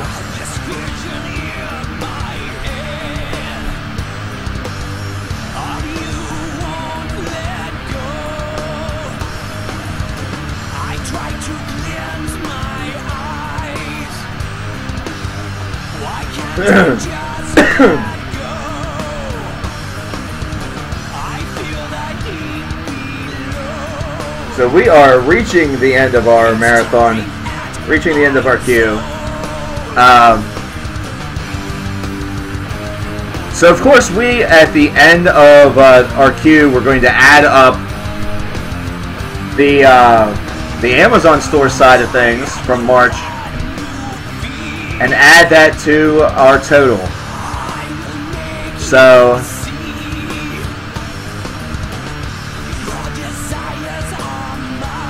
we're going to see where that puts us.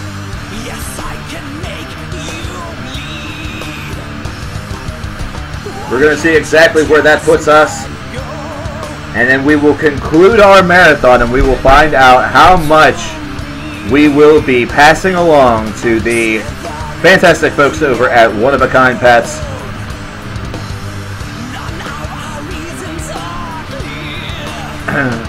Was I a fan of Lad's Rocket? Didn't listen to a ton of Lad's Rocket, but I'm aware of them. They're pretty good. Just not somebody that I really gravitated toward, though.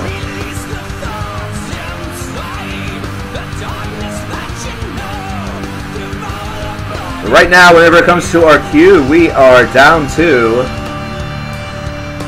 After this track, we have 1, 2, 3, 4. We have 5 left, essentially. And then we will conclude for the day. We will add up our Amazon side. We will have our final total for the event.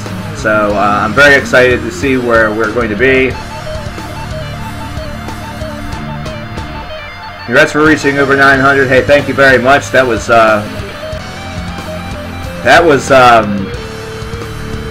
not very. I didn't expect it. I'll be honest with you. I did not expect it. No, the album, Concept of God is the name of the band. The album that this is off of is entitled Visions. It was released in 2007.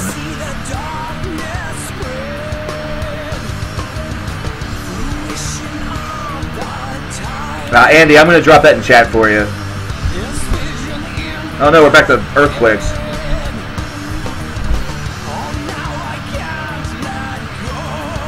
It's time for the Deep Six. For all of you Baron Corbin fans. Hi Goku, how you doing, man? Goku, we are pretty much reaching the conclusion of the event. We have 5 tracks left, and then that is it. So you came here just in time for these last couple songs, and after that, we will factor in our Amazon side and get our final total. Any life tips for an early 20s man? Enjoy it. Enjoy it. There are going to be things that are going to happen during this time that will make you feel like it's a horrible time. Now make it feel like it's a really horrible time in your life. It's not, because whenever you get to be in your 30s, you'll want to be 20 again. You'll really wish that you did more with that time, or you'll miss some of the things that you had during those years. Like one thing that I mentioned earlier, that I have I knew somebody who I went to a couple metal shows with, and I got to see Enslaved and a couple of other bands, and got to hang out and all that stuff. And I really right now, if I went to shows, I have about one person I go to shows with, and really, as far as options are concerned, I have maybe a grand total of 2. So. Back then, it was easy to sort of get a nice little caravan together if you really wanted to, and you all had mutual interests in the bands that you liked, and really it was a great time, even if you weren't necessarily the biggest fan of the bands that you saw, because it was just a good time just to go to shows with friends and stuff like that. It's just a really neat thing to do, and you do tend to miss that whenever you make it into your 30s, or make it to a point in time where you don't have that much time available to you. Either that, or it takes a little bit more out of you. Whenever you're in your 20s, you're just like a little Energizer bunny. You can just keep going and going and going. There were days that I'd be up until 7. I'd go to sleep for like an hour and a half. I would go to work from 9 to 5, and then I would immediately go home, get changed, jump back in my car, and drive down to Pittsburgh. Go to a show, not get back until midnight or 1 in the morning, and once I got back home, I was still up for another couple of hours before I went to sleep again, and then had to go, wake up and go to work the very next day. So it's just it ain't that way anymore. Trust me, you need a lot more sleep whenever you're in your 30s, and it takes a lot more hours out of time and hours out of life. This song, by the way, is In the Wake of Delusion by Last Chapter. This is our final Rob Lowe track.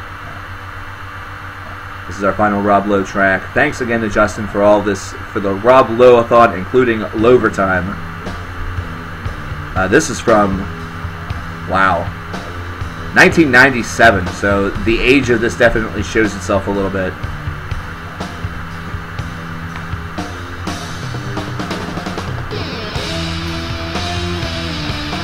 Goku turns 33 in June. I turned 34 in June. You take a look at what a lot of the youth are doing today. And I know that we were talking about kids and stuff earlier. I think that one of the big things that kind of, I think, cheeses me off a little bit is that I see a lot of time being wasted, on the phones or, whatever. I see a lot of time being wasted as opposed to, getting out there and doing things. And I know that money's a thing. And you just don't have the cash power to do everything, and things are more expensive these days and all that. And I agree, You take stock in that a little bit more the older that you get. I agree with that. But, I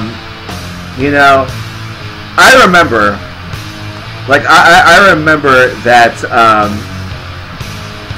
there was a day in, I think it was around May or June in 2008, 2009, where that same friend that I used to go to shows with, she and I just went out and we climbed some trees in a park. And that was really awesome. It's a really cool, memorable day. Didn't mean anything. There was no significance behind it. It wasn't like, oh, we're going to climb trees and then we're going to, go out on a date and end up, fucking each other for 7 hours. No, the goal of the day was to go climb fucking trees and then walk around town or go to the mall or just, sure, it's a different way of wasting time, because are you accomplishing something by climbing a tree aside from, climbing the tree? No, you're not. Your goal is that you are on the ground, now you're on the tree. You are now part of tree. But, I don't... I don't have as many memories that are attached to, oh, that was a really, really good conversation that I had on my BlackBerry phone in 2010. You know, those aren't the things, I don't remember those at all. Maybe that's, you know, I'm older school, maybe that's what it is. But,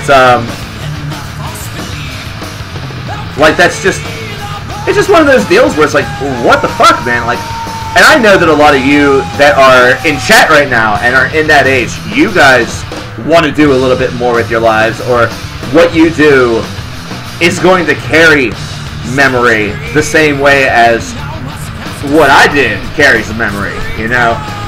Like, I have memories of just sitting out on the back porch of this building, you know, a couple years back, just talking with somebody for roughly 8 hours.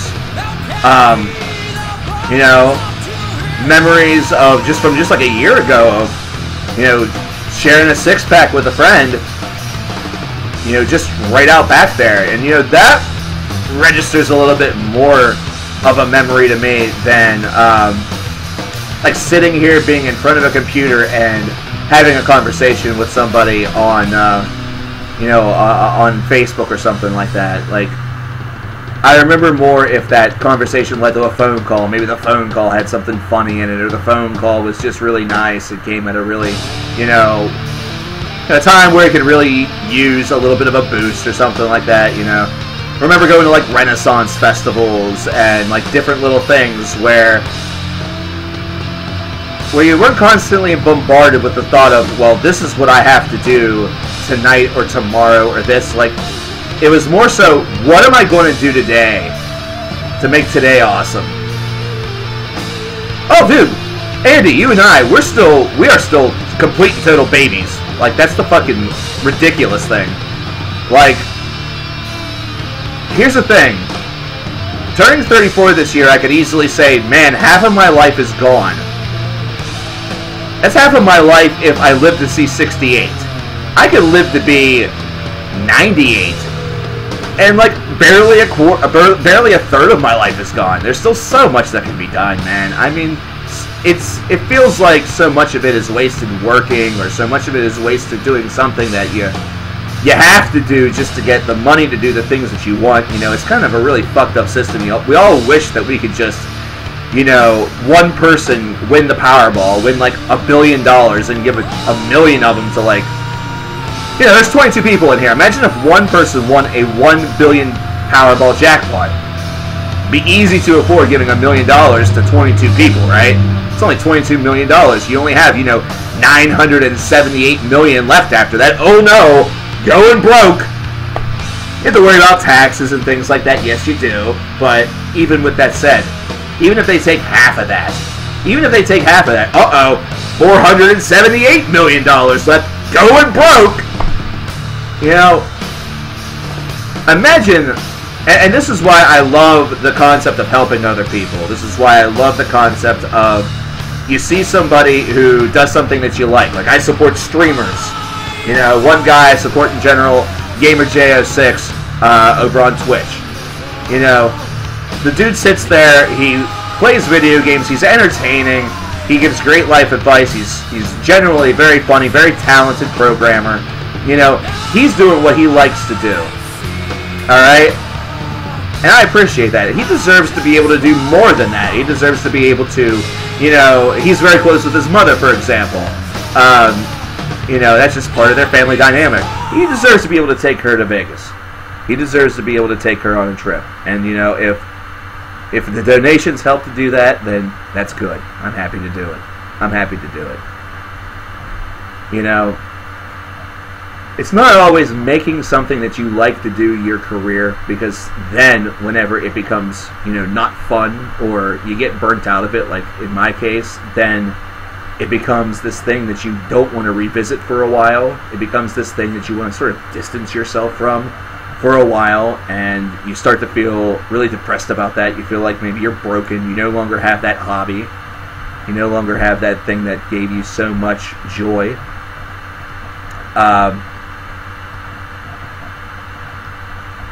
But one of the big things, one of the big flaws of life, in the way that we've made it, one of the big flaws of life that humanity has created, are all the things that take you away from actually enjoying life. Are all the things that take you away from going out and maybe just becoming very close with the world that's around you, going out and talking and helping other people, or maybe just listen. I have mountains here that are literally 15 minutes away from my apartment. I could get in my car right now and be in the mountains by 7 o'clock. It's 15 minutes. I can tell you the number of times I've been up there recently, and it's like once in the past year or so. It's definitely something where I need to get back up there, and not necessarily one of those things where you need to get back up there with other people. Sometimes it's really cool just to go up there and be there sort of on your own, and just have sort of a time or a day for self-reflection. But you can get that anywhere. That's the thing. Like, just because those are mountains doesn't mean I can't have that moment of self-reflection late at night whenever I step outside the door and there's no cars on the road, or there's very few. You don't hear anything around you. You feel like you're the only person that's in that area. You're the only person who is up and aware and standing there or sitting there, whatever it might be. You're the only one. And that's whenever you can really just breathe and take everything in. This sounds like all things that you would enjoy whenever you're old, because whenever you're young, you always want to be moving. You always want to do things. You look at things and everything seems awesome. Everything seems awesome. You want to do all this stuff. You want to go to all the theme parks. You want to, visit all of the different attractions. You want to go to the ball games. You want to go to concerts. It's a nice part of youth. It's a nice part of youth. It really is. But man, some days I don't quest for that shit. Some days I just quest to be in a place by myself and just looking around, admiring it. Sometimes you just want to sort of forge your own path. And that, I think, as you get older, becomes something that's a lot more important. Because it feels a lot more personal. It feels a lot more like you're making your own mark on this world, even if you're not really doing much. I don't think this song needs any introduction whatsoever.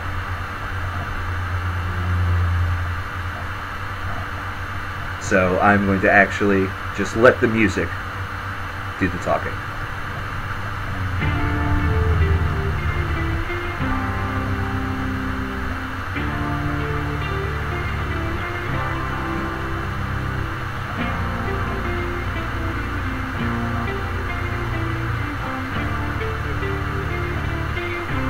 I at one point thought that I would have thrived in a city like Los Angeles.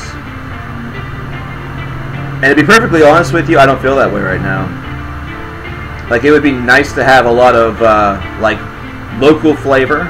It'd be nice to have a lot of community-based restaurants. Because here, you don't have a lot of that. Here, a lot of it is going to be big-name chains. If I want to get something to eat, I can list the names. They're very familiar. McDonald's, Burger King, Wendy's, Arby's, Applebee's, TGI Fridays, Ruby Tuesdays, Subway. There's very few that are different. Now, if I go, for example, like 90 miles to the west, to a place like Columbus or Akron or even Cleveland, that is very, very different. If I go to Pittsburgh, that's very, very different. That's just the tale of this area.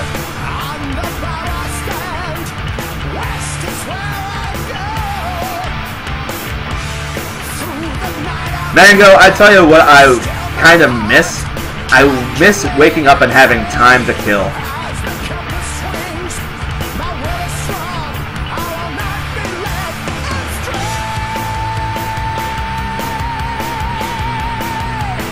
Wendy's has a mixtape?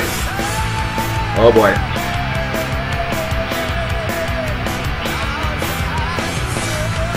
Like, all the times I've been to Akron, I have never been to a chain restaurant. Like, all the times that I've been out there to visit, we've never stopped at a chain restaurant. Like, we sooner stopped at a grocery store than went to a chain restaurant whenever we were out there. Now, another part of that is, you know, give them the experience, you know, give them the Akron experience, show them the things that are interesting. But again, that's kind of like, I feel other folks are like, okay, you guys have a Wendy's, you know, you guys have an Outback Steakhouse or something like that, you know, that's the big deal, you know, you want something familiar in a place that's unfamiliar. It's a lot more fun to sort of just be, like, I don't want to say lost, but just looking at a place, very similar to picking out music. Remember whenever you were just getting into metal, or just getting into music, and you looked at something, and the album cover was just awesome. Like, you just looked at this album cover and said, this has to be great because this album cover is so good. You know, you look on the back, you see the song titles, you think, yeah!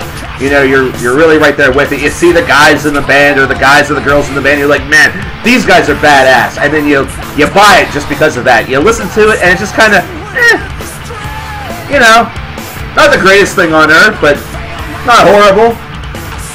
I've had that experience tons of times, man. And it don't stop me from doing it again. That's for sure. It doesn't stop me from doing that again. You see something that just looks good. Something that really just catches your eye. Sometimes you have to let yourself be really subjected to that kind of curb appeal. Because you never know. You never ever you never know. Is this the final stream? This is the final stream of this charity event. Will we have normal casual streams after this? Absolutely. Probably not this week though. This might be the last stream for the week.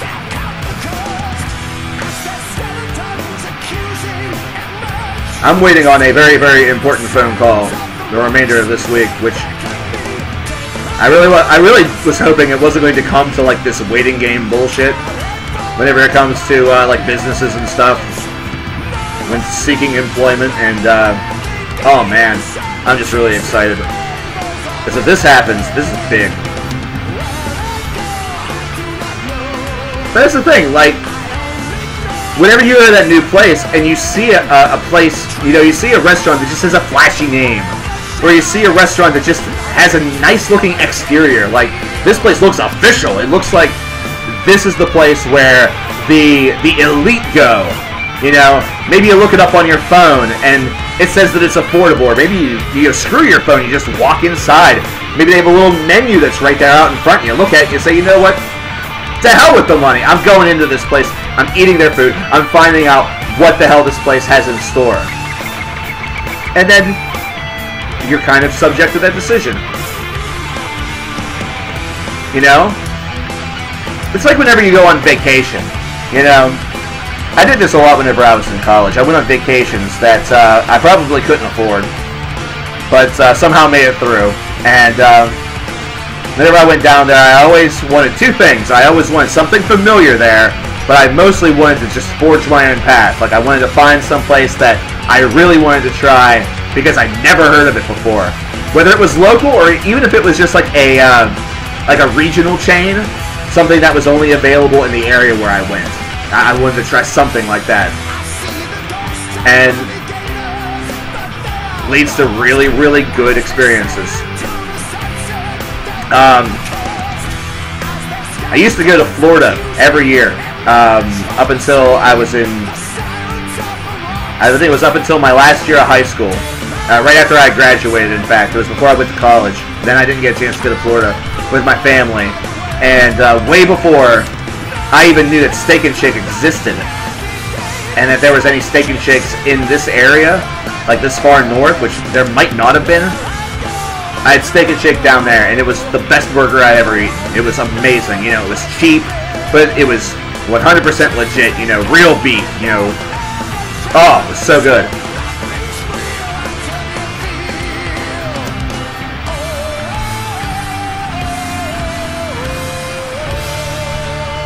And that's just, that's what I mean.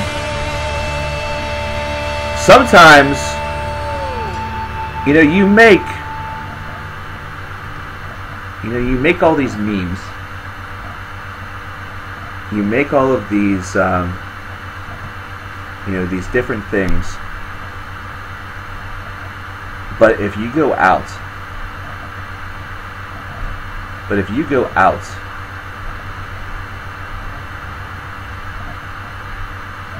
do you go to a place that is a little bit different, or what exactly is it that you do? Also,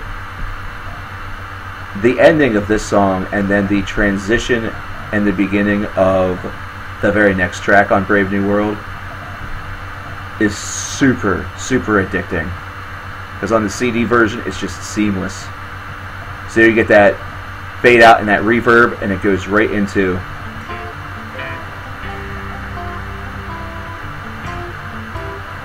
oh, it's so good.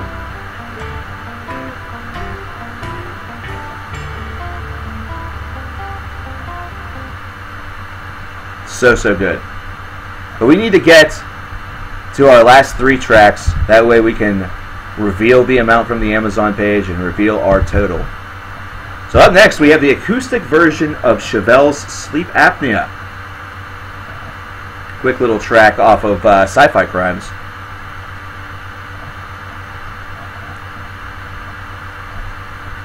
And I wonder who requested this. I wonder. I'll tell you who didn't. Definitely wasn't Mango. Definitely wasn't Mango. Andy.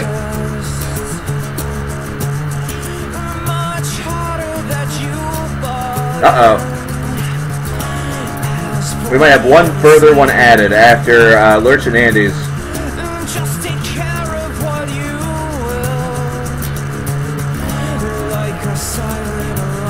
Justin, what we'll do, if you want to request the songs to get them in for the charity, you can, but I might not play them tonight. Because I am getting to the point where I am going to have to think about leaving. So, I mean, that's really up to you. You can hold them off for the next time. We probably will stream again next week, so just keep an ear out and an eye out for that. Because I know that you're not available most of the rest of this week. So that's completely up to you.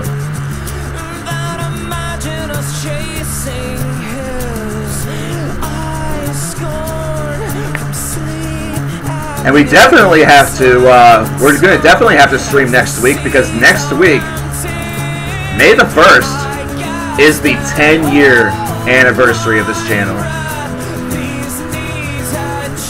That's next week, folks. Can you believe that? In fact, that's next Tuesday. Next Tuesday is the 10-year anniversary of this channel. Thoughts on the new Tesseract? I loved it. I thought it was a great album. Again, Tesseract proves themselves to be a band that really understands and has grown to understand that you can have gent as part of your sound, but it does not need to be the definition of you.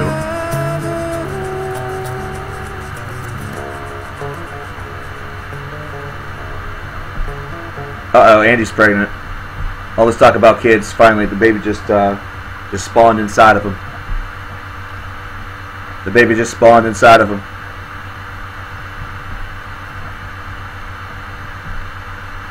Speaking of Andy, Ostura and their track Deathless is up next. Thanks to Mango for that Chevelle track. Short little thing. Short little thing.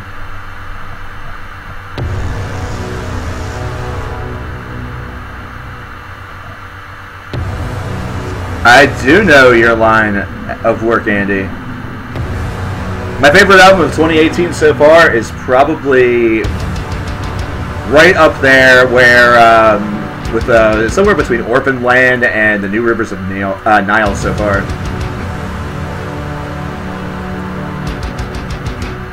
Yeah, Andy is. For those who don't know, he's a stuntman.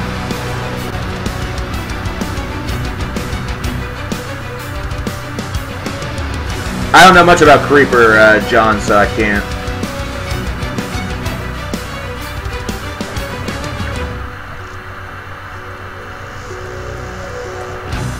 Yeah, I remember you talking about that, Andy, and that was That was very, very, very stressful, which I can imagine.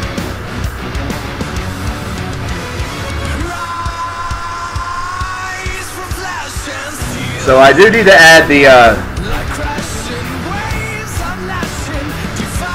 oh, what film is that gets that's getting released?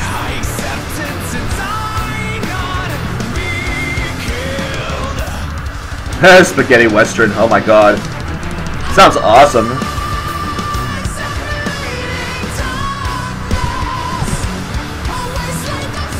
Table quick.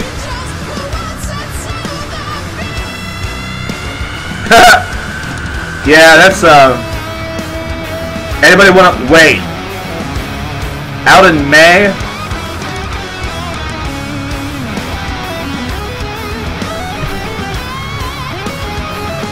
Solo? No. No, no, no, no, no, no, no, no, no. I don't know this.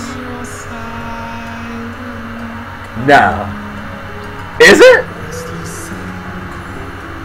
Is it? Holy shit! No way! Dude, that is killer. That is killer, man. That is awesome, man. Do you get any sort of screen time, or will I just have to like look for your name in the credits, dude? Do I just have to like look for your name in the credits whenever I see this film, because now I'm seeing it? 100%. Listen, if anything, I need to see this film, that way I can support you as a stuntman on this film, who in turn supports me. It all depends if they edit you out or not. Oh yeah, because, you know, doing stunts and all that. Yeah.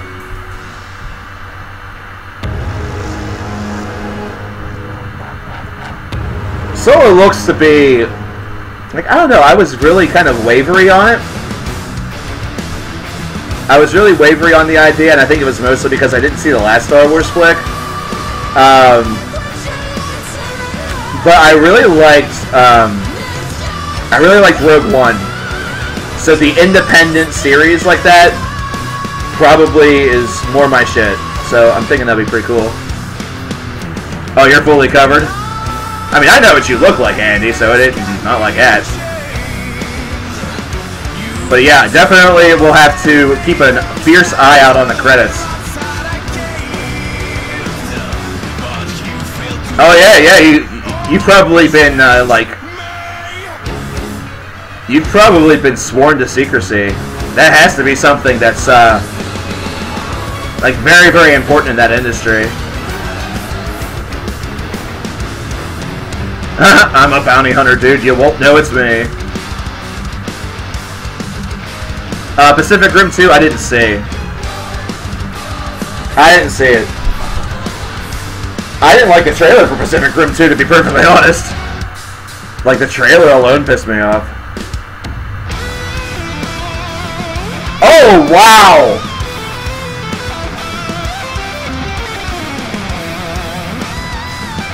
Okay. Well, that's certainly a thing. Ah!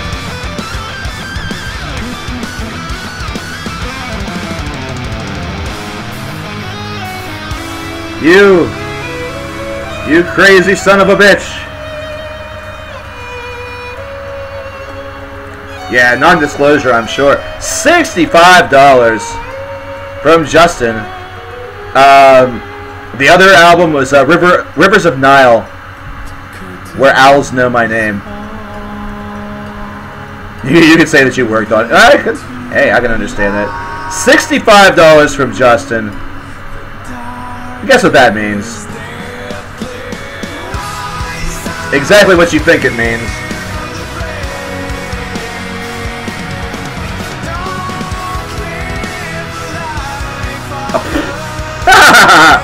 What it means is that I can't type. We have made it to $1,000, is what that means. Which also means that we've hit the final giveaway. Oh, and you know what? We have made it to over $1,000. I was not actually prepared for this vinyl giveaway. I sent this like a month ago. I forget what I was even going to give away. I'm going to have to look through it now. He wants to hear the new Paul Bearer song. He donates $65 for the new Paul Bearer song. Listen, Justin. We're going to play Paul Bearer tonight for sure. That'll be our last track. But what I would like for you to do, if you'd be so kind, Justin, if you'd be so kind, my friend, considering you donated the $4 beforehand and then donated the the $69, that's hysterical by itself. Get me an hour's worth of music together that you want to hear in a playlist like you have been with Solitude and all that. You don't have to donate it again, obviously, because you just dropped a massive, ridiculous amount. So, yeah. Get me that playlist together, email it to me, and we'll play some of that stuff on future streams. You know, make it something where it's not necessarily a playlist to all be played at once, but we can maybe play, you know, a song here or there, or whatever. Because I feel like cutting you off a little bit, because, man, you just give and give and give, but I'm just so thankful for all of that. And, of course, this is for charity, so I don't want to cut you off, considering you're doing, you know, you're obviously giving for the charities and for the charity and everything like that. That's just really cool, and that is my goal. That's another reason why I look at this job that I'm seeking.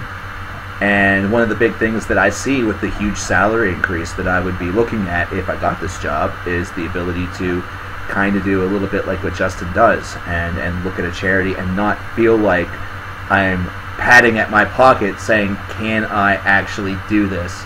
You know, is this something that is smart? You know, I could just basically say, here, you know, you need this more than I do. You're doing a great thing, you know. That's what it should be about, you know. You see this all the time. AGDQ, SGDQ, those events, they of course get a ton of flack, they get a ton of shit thrown their way. Maybe because of some of the decisions that they've made. Yak, yak, yak, who really gives a shit? You know, at the end of the day, what they are doing is remarkable for charity. So, that's my piece on that. Thanks again. This also basically means that I need to remember what the fuck I was doing whenever it comes to this vinyl giveaway. So, before we get to Axios, because we have 2 tracks that are left, and three tracks, because Truth and the Lie is a 2-part song, and I don't think that they have that together. They don't, so it's essentially going to be like playing 3 songs. We have Axios' Truth and the Lie Part 1, Part 2, and then we will also have one final track, which is Paul Bearer's brand new song, Dropout, I believe is the name of it. Yes. Which I have heard. I'm pretty excited about it. I love Paul Bearer, man. This is such a great band. This is such a great band. So let me just real quickly see if I can't jar my memory of what I was planning to do for this back in March.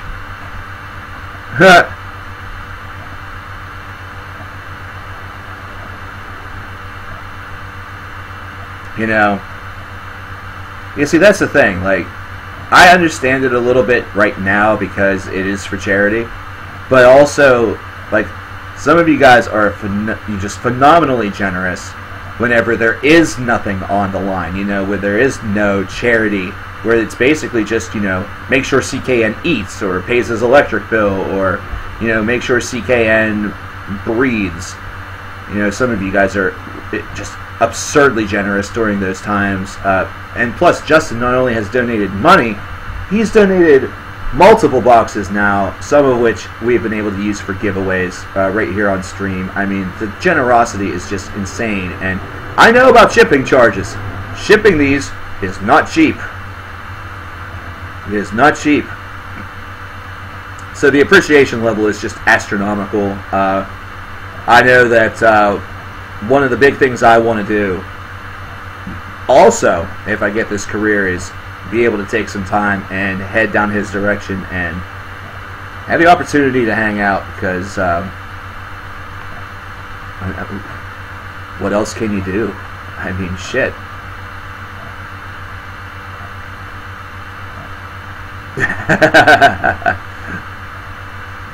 Mosh pits don't have those protective catch things. There's catch nets. Necro. So let me see if I can remember what the fuck I was planning on doing for this $1,000 level, because I sure remembered in March, because that's why I put it there.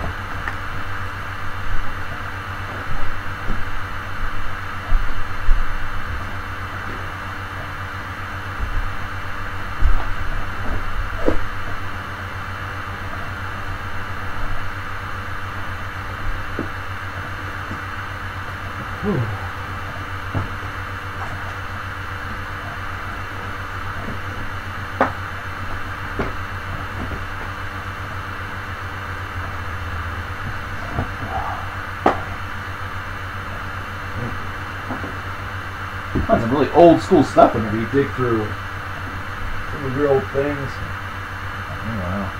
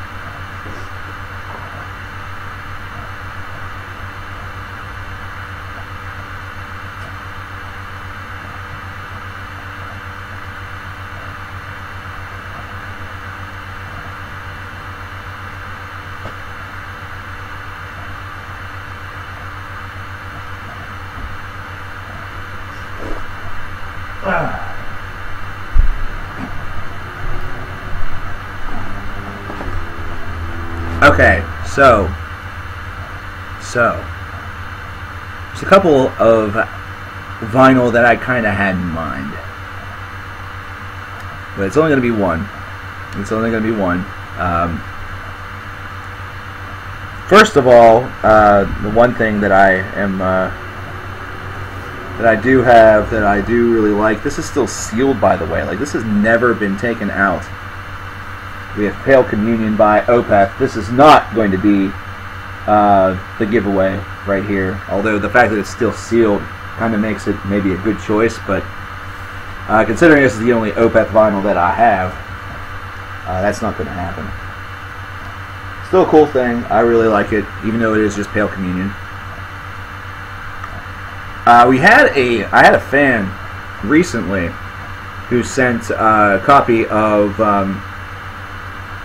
oh shit, now I need to remember the name of the band. The thrash metal band from Maryland. The fact that I can't remember this name right now is absolutely killing me.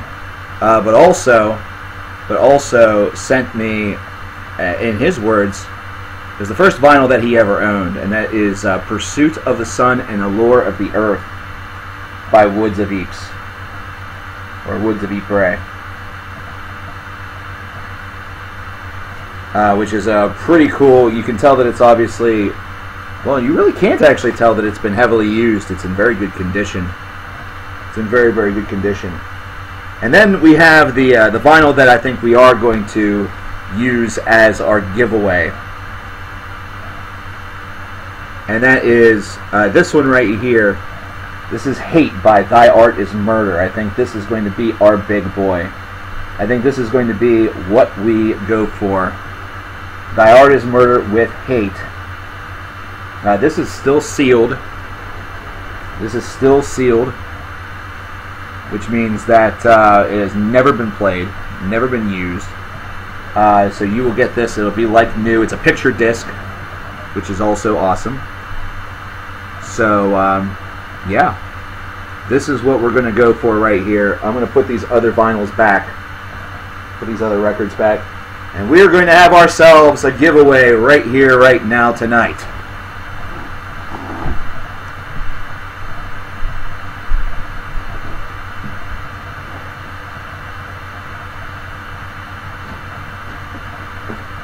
We have 3 songs left to play. And Andy actually still has $50 worth of credit to Season of Mist that he needs to, well, he doesn't need to use it. But he can use it.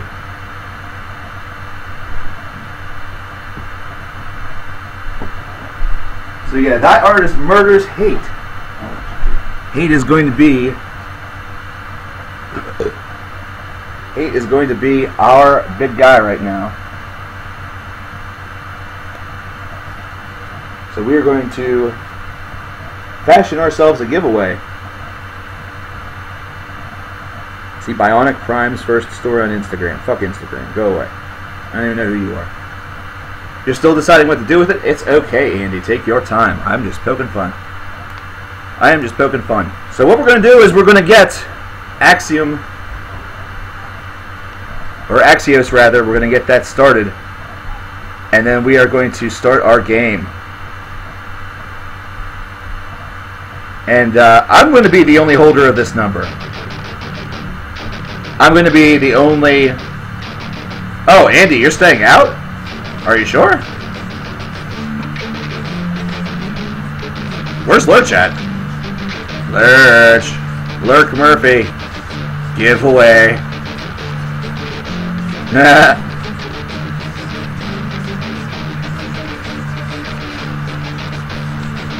I'll be the only holder of this number. I think I'll be the only holder of this number. It doesn't look like we have very many people. It doesn't look like we have a very big, large group of people, so your odds have really just increased considering Andy's not participating. I don't think Gamma is either. I'm getting that vibe from him saying you guys have fun.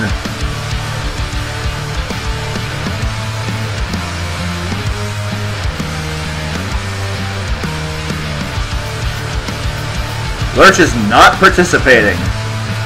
Wow. Man. The odds just went up magnificently. There's at least 3 or 4 people that are not participating, which means those of you who are participating, your chances of winning just went through the roof. I think for this reason, I'm going to make this a little bit more interesting.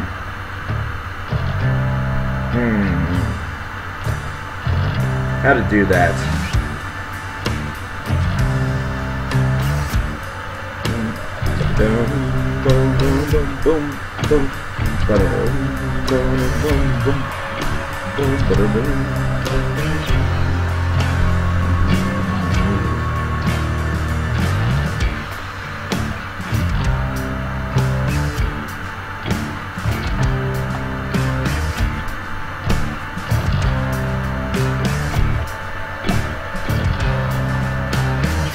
Okay.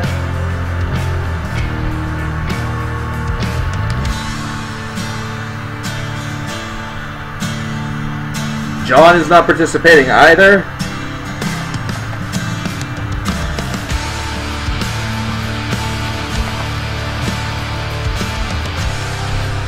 It's okay, Lurch. I will get part 2. It's actually literally next. I like this so far. So I will definitely have to listen to this later on tonight. I'll have to listen to this later on.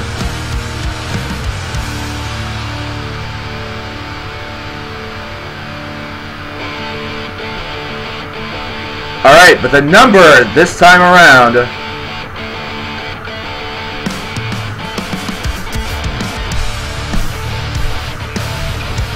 What is this? This is Axios. I'm sure that Andy and Lurch should be quick to help you out there, Gamma, with spelling A-X-I-O-S. The number, however, is between 100 and 300. The Pirates are just too good right now? No, they're not. That's a lie.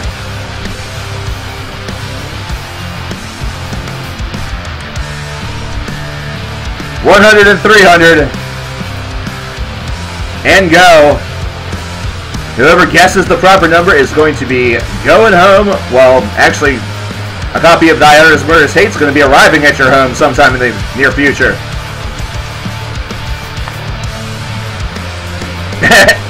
Dom using math equations that are very wrong.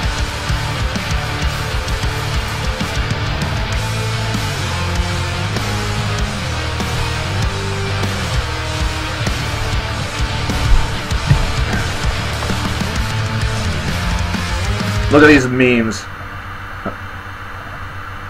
The answer is not a math equation, nor is it a fraction. It's a whole number. It is a whole number. And wow, if these are all the people that are participating, this might mean we might have to hold off this giveaway till later.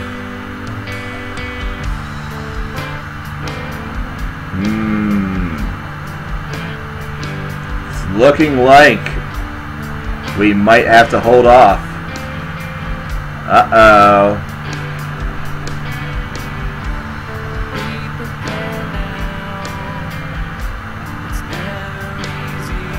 I'm going to give it another couple of minutes, but if it stays this slow, then I think we might just hold. Oh, no, here we go. Now we're starting to ramp up. Numbers between 100 and 300. No, the Capitals aren't allowed to do something. They're facing the Penguins. They're going to lose. 4 games to 2. Brian K comes from outside the abyss. Just appears. Drops a number.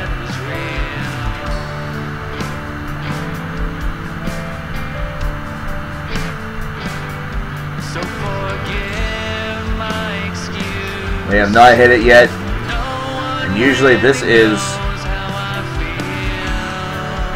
the time for insanity. And there's not a lot of insanity that I'm seeing.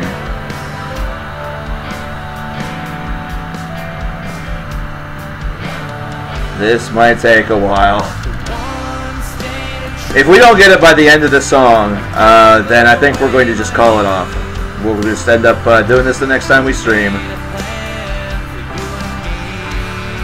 Remember, you can vote more than once. Remember, you can vote more than... Well, not vote, you can...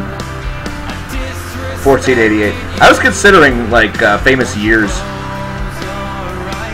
I was considering, like, maybe having a whole situation where that's all it was. Ooh. The Walgreens are the Washington Capitals of baseball. The Walgreens?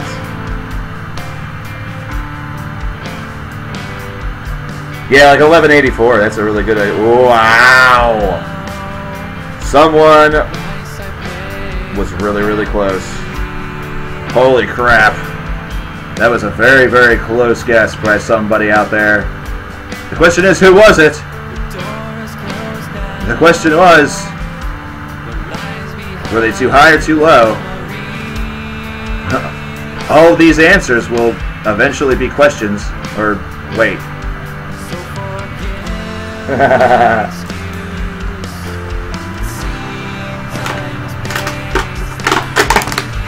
Ah, that felt good.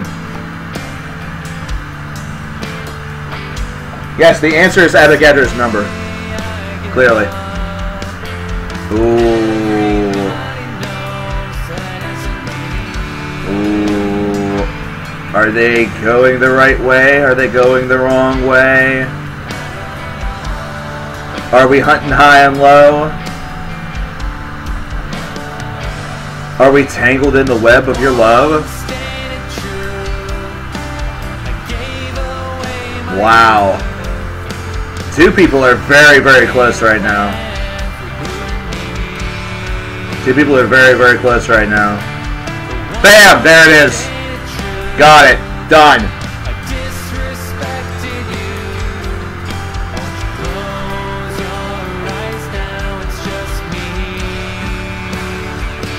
Hey, Dr. Weevil. Dr. Weevil. You are on the Facebook page, right?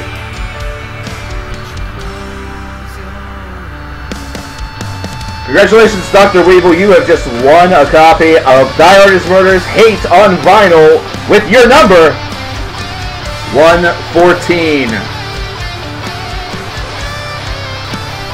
Justin will know the significance to that number. Andy probably knows the significance to that number. Well, actually Andy might not. Lurch does, though.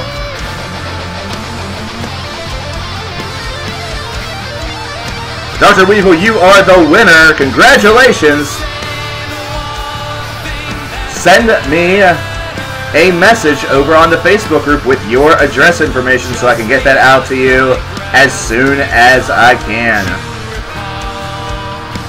Congratulations once again, man. I love his excitement. Yippee. This is pretty good. Like, I'm really interested more so where this sort of falls in context with the rest of the album.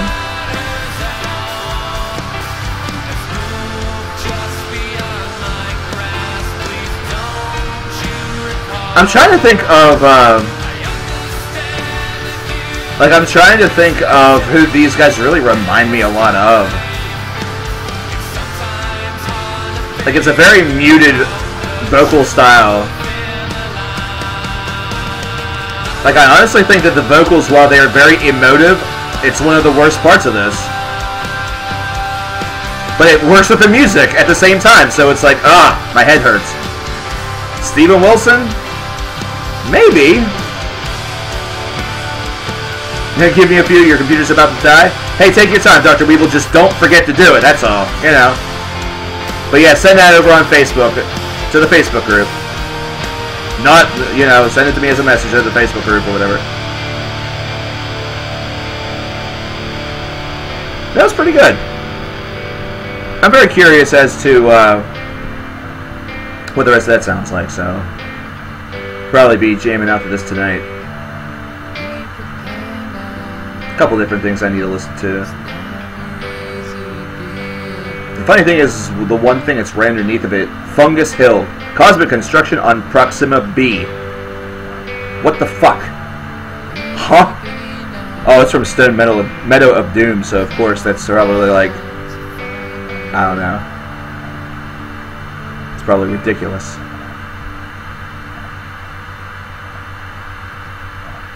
Not bad. Not bad at all. The album is better. Individual tracks don't give you a proper feel of the album. Understandable. Understandable. Now, before we get to our final track of the day, I do want to make the announcement as to how much we got from the Amazon side of our endeavor, because 100%, even though it says on the side there 1/2, it's actually going to be 100% of the Amazon earnings in March directly supports the cause, and that total amount was $50.30. Not a lot of activity over there, but still not too bad. $50.30, which is going to put our total officially, set this one in stone, boys and girls, we have an official total of $1,050.97. That is going to be the amount that we are going to be donating to the One of a Kind Pet Rescue in Akron, Ohio. That is our total. Ladies and gentlemen, give yourselves a pat on the back. That is absolutely astounding. That is absolutely tremendous, and I'm very, very proud of all of you guys for everything. Negro's like, wait.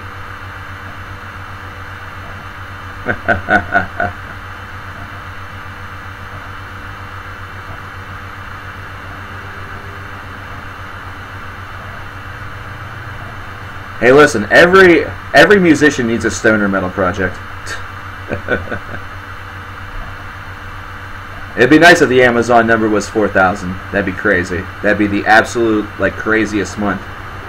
But we're a tight-knit community for a reason, boys and girls. You know, there might be nearly 71,000 subscribers, but whenever it comes to wanting to give to a good cause, or you know, even just use Amazon to get something for yourself and also support a good cause, not a lot of people want to do that. Not a lot of people are down with that. I don't know if that's just a metalhead thing. I don't know if it's a music thing. I don't know if it's just, you know, we have 30 to 50 to 100 good people in this community, and the rest are jackasses. Who knows? Who knows? I don't care. I'm proud of what we've done. I'm proud of this community. I'm proud of each and every one of you guys. We're going to finish up today with the brand new Pallbearer song. Of course, y'all know Pallbearer, I hope.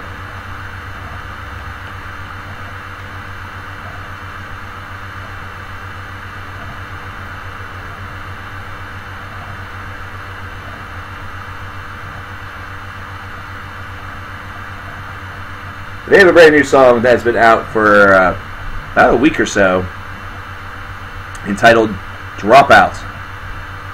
And we are going to check out that song right now. Thanks to Justin. Justin's also going to hook us up with about 65 minutes worth of music, or 60 minutes worth of music, whatever. Thanks to his big donation, which set us over the top, which helped us give away a vinyl record to Dr. Weevil. Congratulations to Dr. Weevil for his win.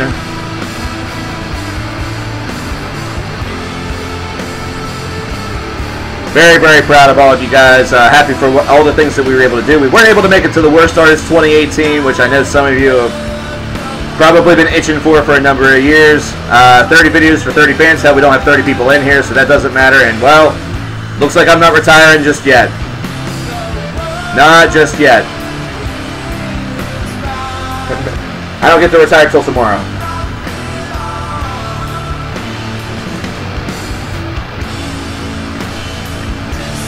So now I have another question for you guys. Next week, whenever we reconvene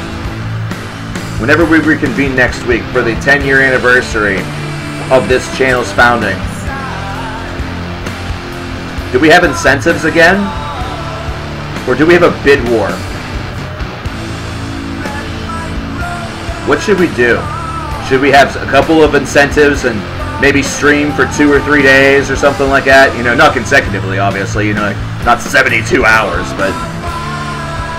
Or do we have a bid war? Why not both?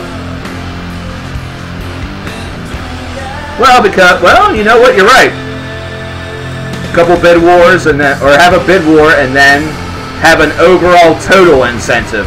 Not bad. I like the way you think, Doomy. I like the way you think. Twistle's just like, both. Do it, both. Come on. Do it. Do it, you bastard. All right. So whenever we reconvene next week, I'll have something for you guys. How about a 24-hour stream? God, I can barely last 3 hours. I don't even think I can do 24 hours as a video game streamer.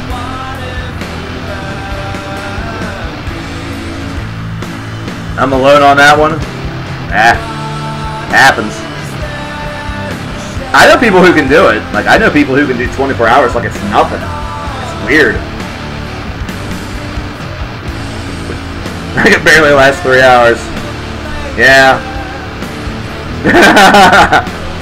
All the ladies are so disappointed. How about a video chat? I might be able to toss on a couple of y'all from Discord. Might not be a video chat, but at least have someone to talk to. Maybe I'll bring on... There's an idea. Good way to get some more people on the Discord channel. Also the opportunity to speak a little bit. Good things to keep in mind. But for now, ladies and gentlemen, we are going to depart this world for a while, and we're going to re-enter into the world that actually does surround us. And until next time, which will be, like I said, next week, probably next Tuesday, May the 1st. See you later, Lurch. So May the 1st, we will be streaming next, unless something radical happens. Look tomorrow for the finals of Music Madness. If you don't remember who the two bands are that are going to be in the finals, guess what? I'm not retelling you. You're going to find out tomorrow. And, oh! The first videos of Listmania have now been edited and have been mixed down, so we're getting a lot closer with that also. So that's another thing that I need to work on. I'm going to take these next couple days and work on that very, very heavily, so we can have that at least running, and hopefully we'll have all those released in the month of May. So remember, we're not releasing any of them until they're all done, and the reason for that is because the way that Listmania worked is that it was supposed to be a video a day for the number of days, and we have 20 days. We have 20 days of videos, so we're making headway. Ladies and gentlemen, once again, thank you very much for coming out. Thanks for all of your donations, and just thanks for being terrific. You guys always amaze me. Have a good night.